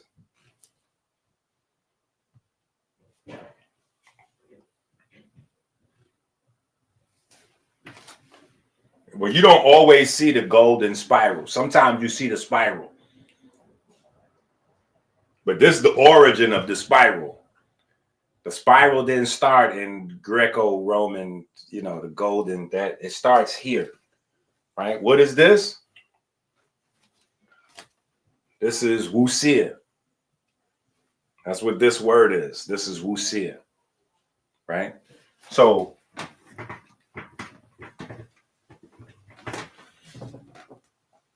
this right here is Ray, right? That's where you get the ear, right? So that's how you get Osiris. I mean, rather, you get Asar. The R comes from here, or the ear comes from here, right? Remember, there's no vowels, so you have different pronunciations depending on time period and era. So you have Wasir and Asar. So you have Waset and Aset, right? Because this right here, this is the throne. This throne symbolizes Aset or Isis. And the throne represents power.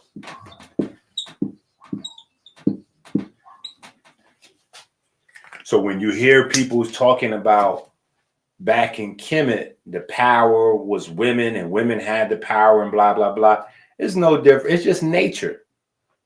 Yeah, man's carrying the seed, but woman has the womb. So the womb is always was considered powerful. Right? So the symbol of Wusia, his name is the first concept of the power of hydrogen. Because remember, Re is the sun. Re is the power of the sun. Right? And if this was not a reference to the power of the sun, then it would just be a coincidence that the perfect black is depicted as green. Right? The perfect black is depicted as green. What does black and green have in common? Black is melanin, human pigment. Green is chlorophyll, plant-based pigment. And so what happens when you go through the 12 hours, right? Hour number seven, what happens? The wheat and the barley and the grass grow from the flesh of Osiris, of Asar, of Usia. Right? What does that take? That's photosynthesis. So there's no confusion on whether the green was the green pigment of photosynthesis. All you got to do is read the books. So there's early depiction of us understanding photosynthesis. What is that? What is that? Photosynthesis, subatomic particle behavior. That's today's quantum mechanics. We already had rudimentary understanding of that, which is the whole concept of light and pigment. Light and pigment is the foundation of quantum mechanics,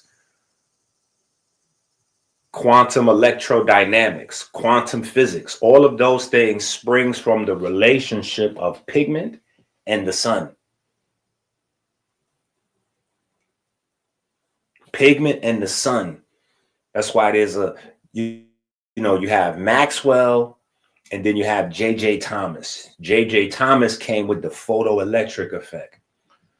The photoelectric effect is how photons cause the movement of electrons through a conductor or atoms. It kind of evolved a little bit, right?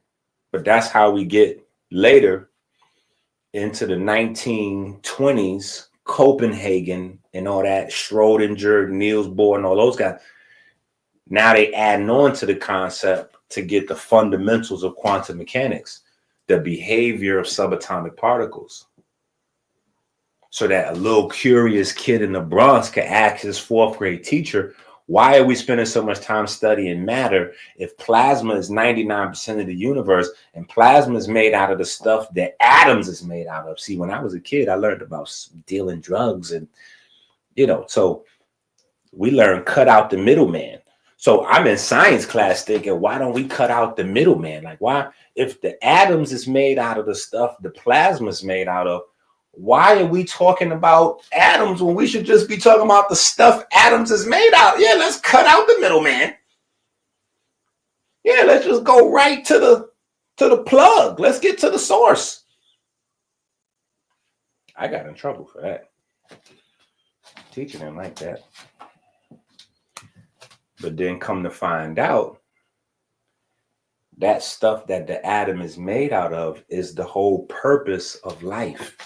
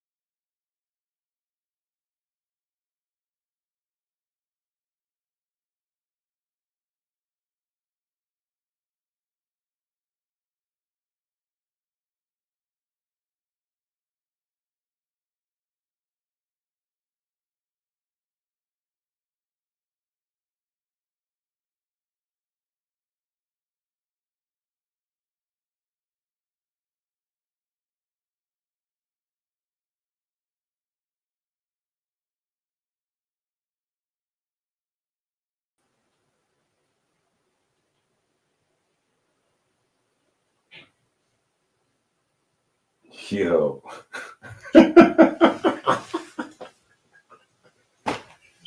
Yeah. What just happened never happened before.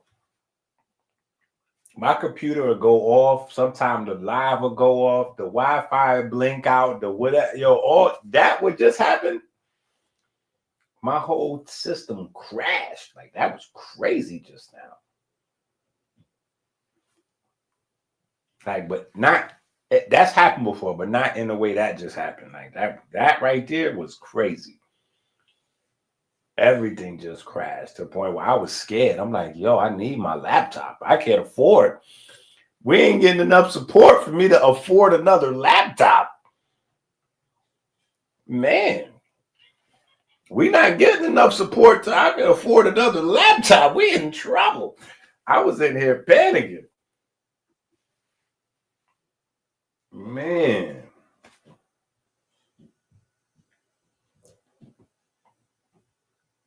Listen.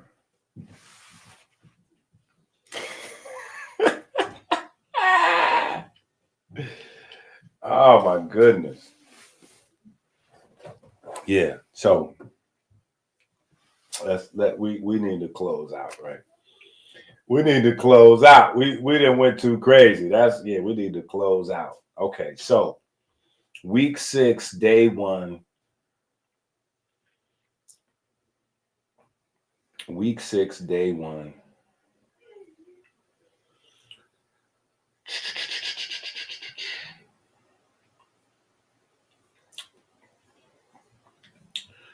Week 6, day 1. Right? We talk about this. Let me behave myself for we shut down again. Let me just behave myself. Right? So week 6, day 1.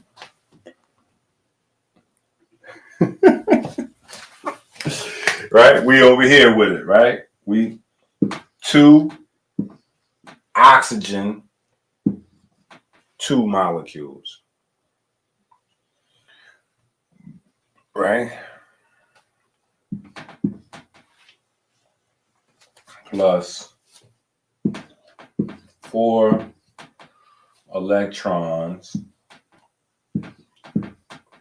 Plus, no.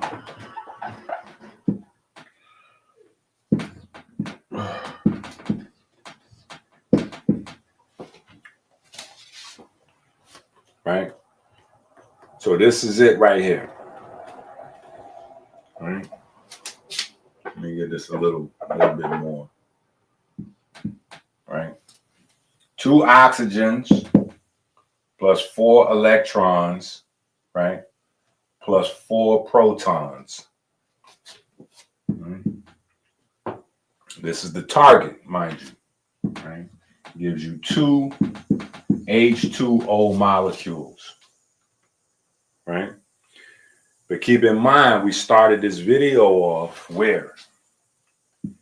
We started the video off with cyanide. Right? Because cyanide directly stops this process. See this on the cover of your book for this class, on the cover of this book, right here, you have a formula right here, right? 2 oxygens, right? Now, mind you can write 2 oxygens like this with the 2 and then the O, right? Or you could write it a little fancier where you put the 2 like that little, right? That's 2 oxygens, right? 2 oxygen atoms, regardless to where you put the number 2. You can put it small right there, or you can put it big right here, right? But that's 2 oxygen atoms, right? Plus 4 electrons, plus 4 protons, right? And you might see this written like this, right? You might see that written like this. It might be H negative, right? Or it'll be H negative, or it'll just have the E, right? You'll see the H negative or you'll see the E, right? I prefer the E to give the electron some love, right? So you got 4 electrons plus 4 positive hydrogen ions, which refers to protons, and that gives you 2 water molecules, right?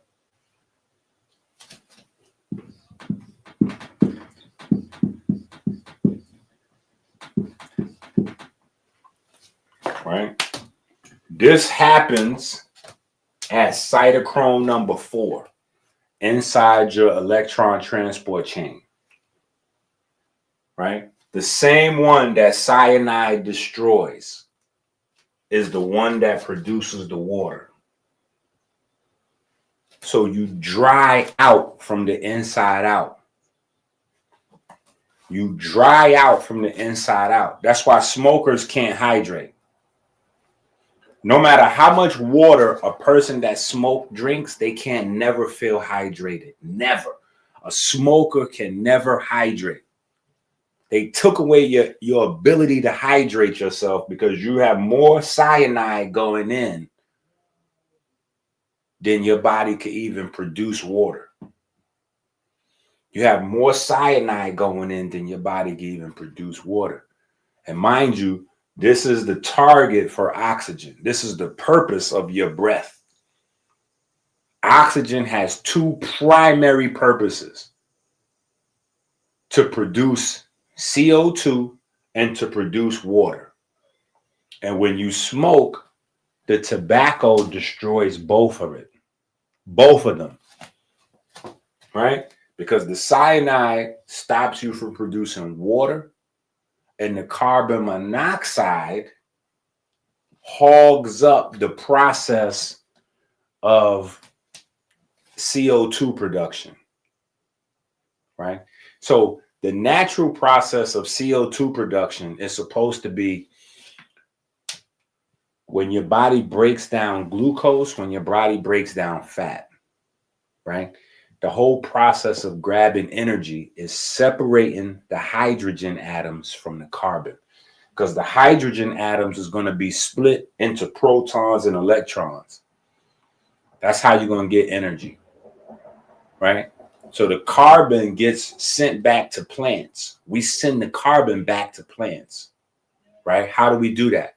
We take the carbon atom, we add 2 oxygens to it, and that sends it out, right? So you have 2 directions that oxygen's supposed to go. One is to carbon dioxide, the other one is to make water.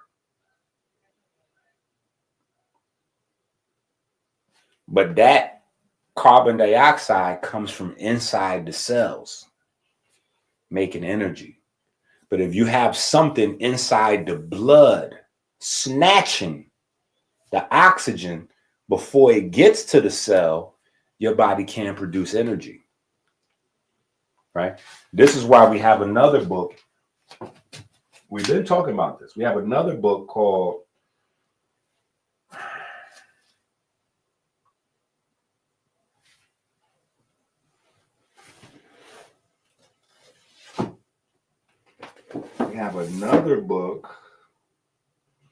I know we got a lot of books now. Just hold on. We got another book. Here you go. Osiris, Diabetes, and Respiration. In this book, we're talking about keeping the metabolism coupled to the respiratory system. That's what we're talking about. Metabolism, meaning breaking down fats and sugars, to respiration, bringing in that oxygen, because the oxygen has to come in and bond to the carbon for you to get that out. And the efficiency, listen to this, the efficiency of you being able to get the oxygen to the carbon and get that out of your body is where you get the 7.365. It's not about alkaline food, respectfully to Sabi. You know what I'm saying? But your blood alkalinity doesn't have much to do with food. It doesn't have much to do with food. If that was the case, everybody would be dead already. Think about it. If your food being alkaline made your pH alkaline, everybody would be dead already.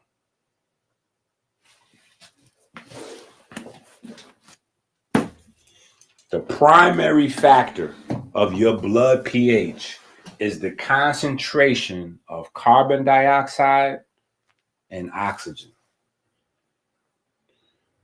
Let's see what the Google demons say.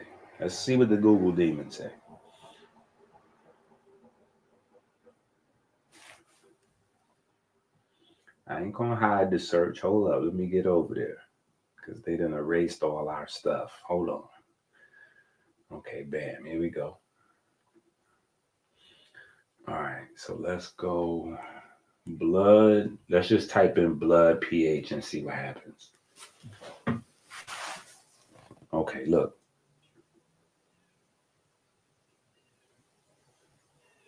Normal pH is between 3.5 and 4.5.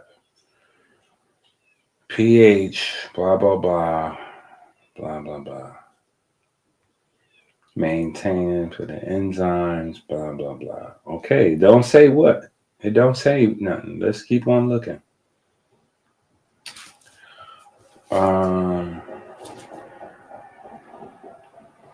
Okay, it don't say nothing. So hold on, we got to change our search.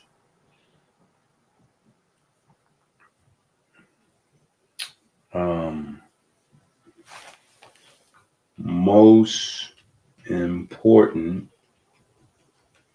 blood pH factor. The most important factors controlling blood pH are the bicarbonate buffer system and the coordinated regulation by the respiratory system and renal system. There you go. Grand opening, grand closing. They done gave us 3 things, and food is not either one of them. Food is not one of them. So they done gave us 3 things, and food. I would at least gave. Look, I would at least put food on the Mount Rushmore. Look, I would at least put food on the Mount Rushmore of blood pH. Right? They didn't even put food on the Mount Rushmore. You got bicarbonate. You got respiration, and then you got kidney function. Let's see what it says. Let's unpack it a little bit more. All right, what it say? Bicarbonate. The system involves carbonic acid and bicarbonate. So this is what I was saying. Carbonic acid, right? Number 2, respiratory system. The lungs control blood pH by adjusting the levels of carbon dioxide through breathing. So both the first and the second one is based on recycling carbon, right? Now the third one is really based on the first and the second, right? The third one is really based on the first and the second. It's how the kidneys, pull out hydrogen ions and bicarbonate to bring it down. Right? So your body is releasing hydrogen ions, right? Hydrogen ions, which are these electrons and or these protons, right? And your kidneys is there regulating that, right? Along with the bicarbonate. Bicarbonate is when it get too acid. When it get too acid, your body releases bicarbonate to make it more alkaline, right? And so I'm going to have to assume when there's too much alkaline, your body is releasing these protons to make it a little bit more acid to bring it down. So I'm sure that the hydrogen ions, the kidneys buffering is these protons. If we dig a little bit deeper, it'll be that. Let's see. Let's see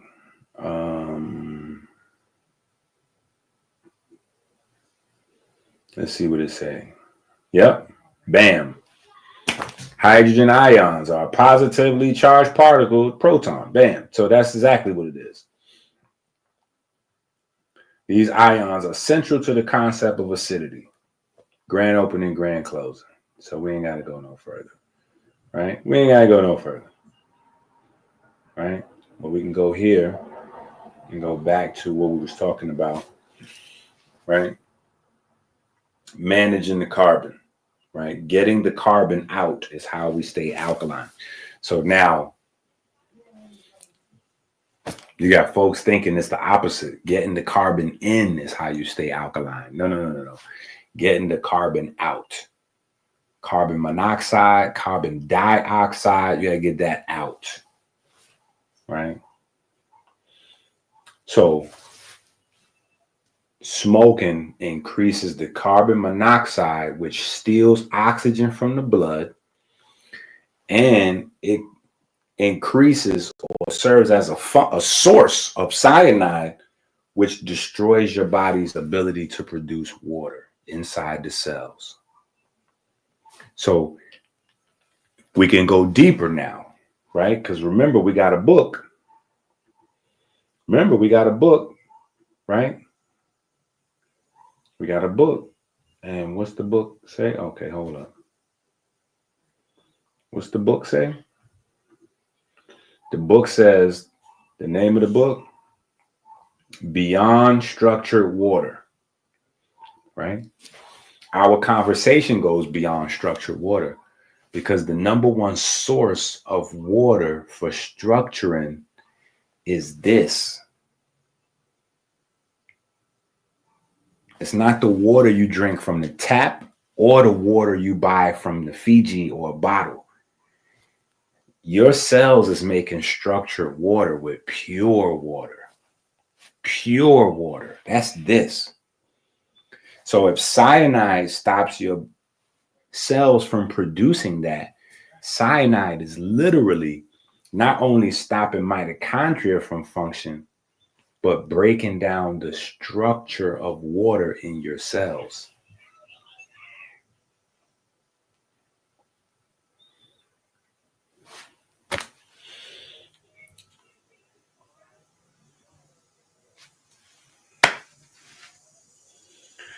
So you got to make sure you have these books, man. Listen, for they try to shut us down again, man, we better get out of here.